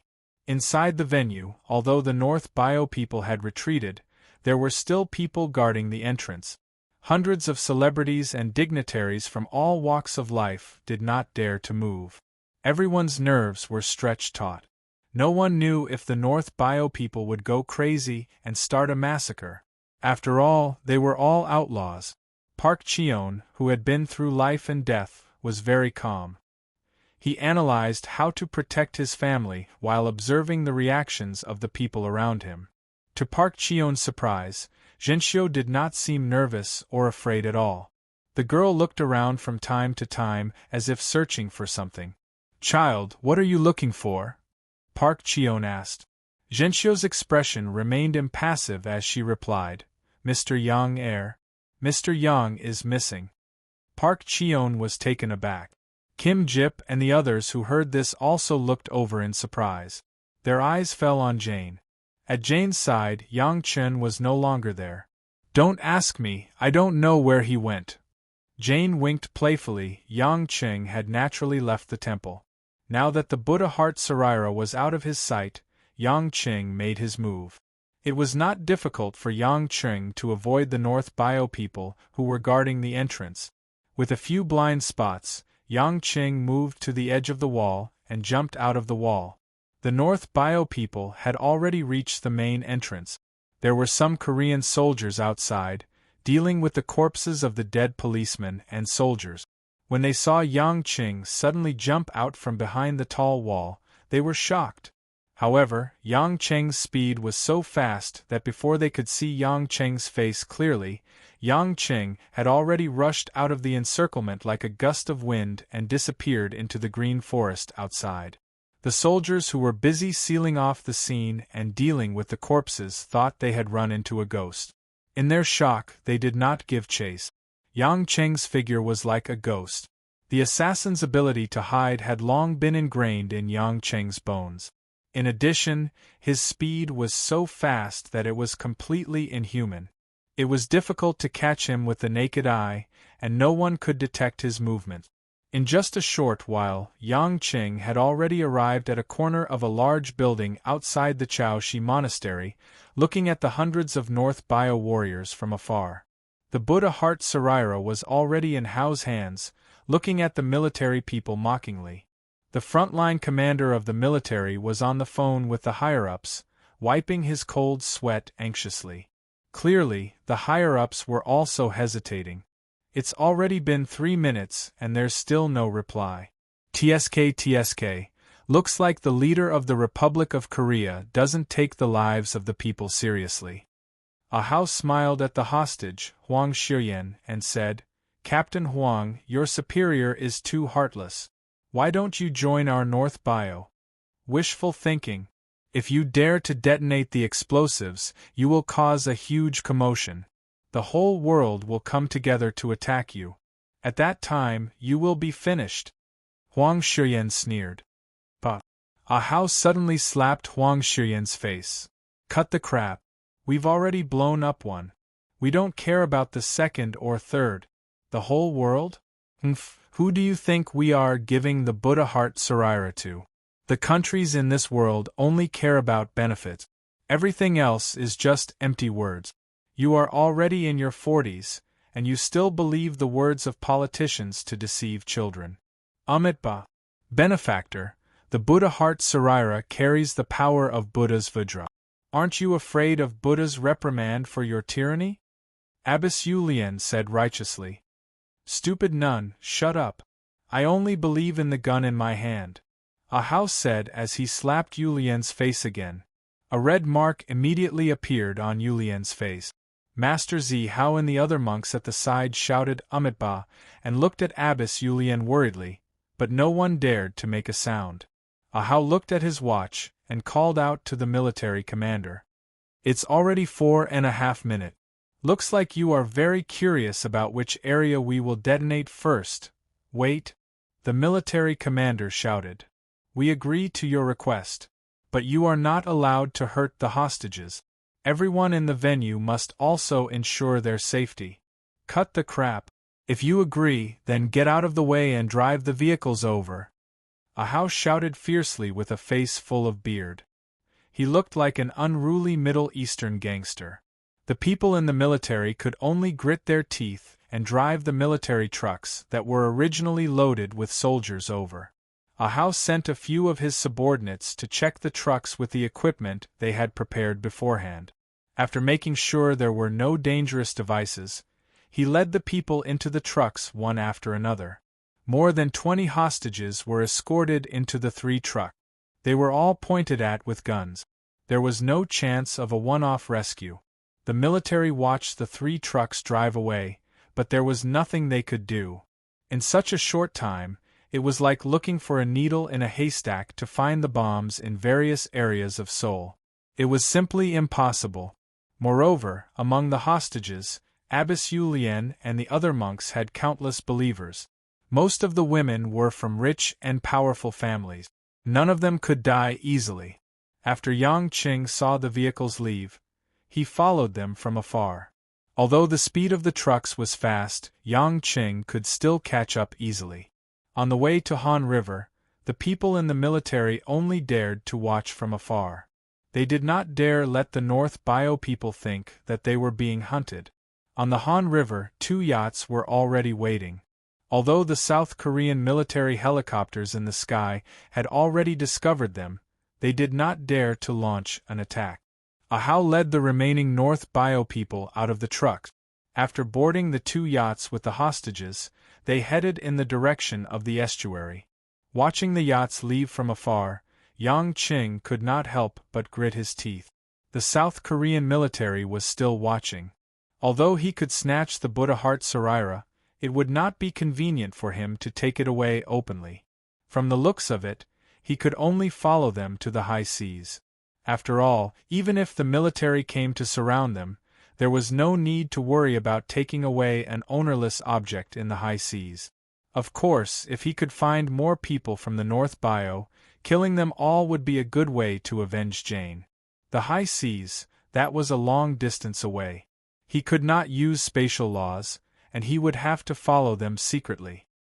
He needed to be fast enough. Yang Qing looked at the water of Han River and sighed. Fortunately, his physical fitness was at a freakish level. It was just swimming to the high seas. There was no problem with his stamina. After checking that there was no one around, Yang Qing took off his clothes and threw them into his spatial ring. Then, he jumped into the river with a splash. Yang Qing was like a human-shaped submarine. His speed was not as fast as running on land, but it was fast enough for him to catch up. The yacht's spiral motion produced a faint sound underwater, but it was enough for Yang Qing to follow. Even after the North Bio people left, the South Korean officials did not relax.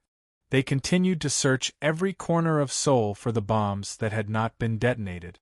Before confirming that the bombs had been cleared, the military did not dare to take any action. As for this incident, they covered it up and lied about it. The government was also very busy. Compared to the face of the country, the whereabouts of the Buddha Heart Saraira and the hostages were a small matter. 4 hours later, the 2 yachts had entered the high seas. The sky had darkened, and a crescent moon was already hanging in the sky. A Russian-made Type 956 destroyer was already parked on the high seas. When the 2 yachts approached, the personnel were transferred to the destroyer. After Ahau led the North Bio people onto the ship, a white general wearing a New Zealand Navy cap shook hands with him and said in English, "Chief Hao, you have done a great service this time.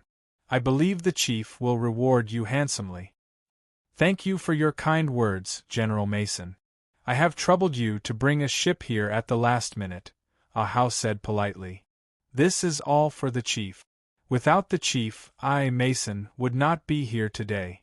I am happy to help. You have done much better than your predecessor, Chief Kochuk. I have high hopes for you," Mason said. General, don't joke with me. He is just an idiot. I will send the Buddha Heart Saraira to the chief's room now." Ahau was very pleased with himself. Mason looked at the Buddha Heart Saraira. He did not understand why the chief would go through so much trouble to get this thing. However, he did not think too much about it and told Ahau which room to go to. Mason then looked at the hostages on the deck and said, Lock these women in warehouse number 4, and the Buddhist people in warehouse number 7. Wait for the chief's orders.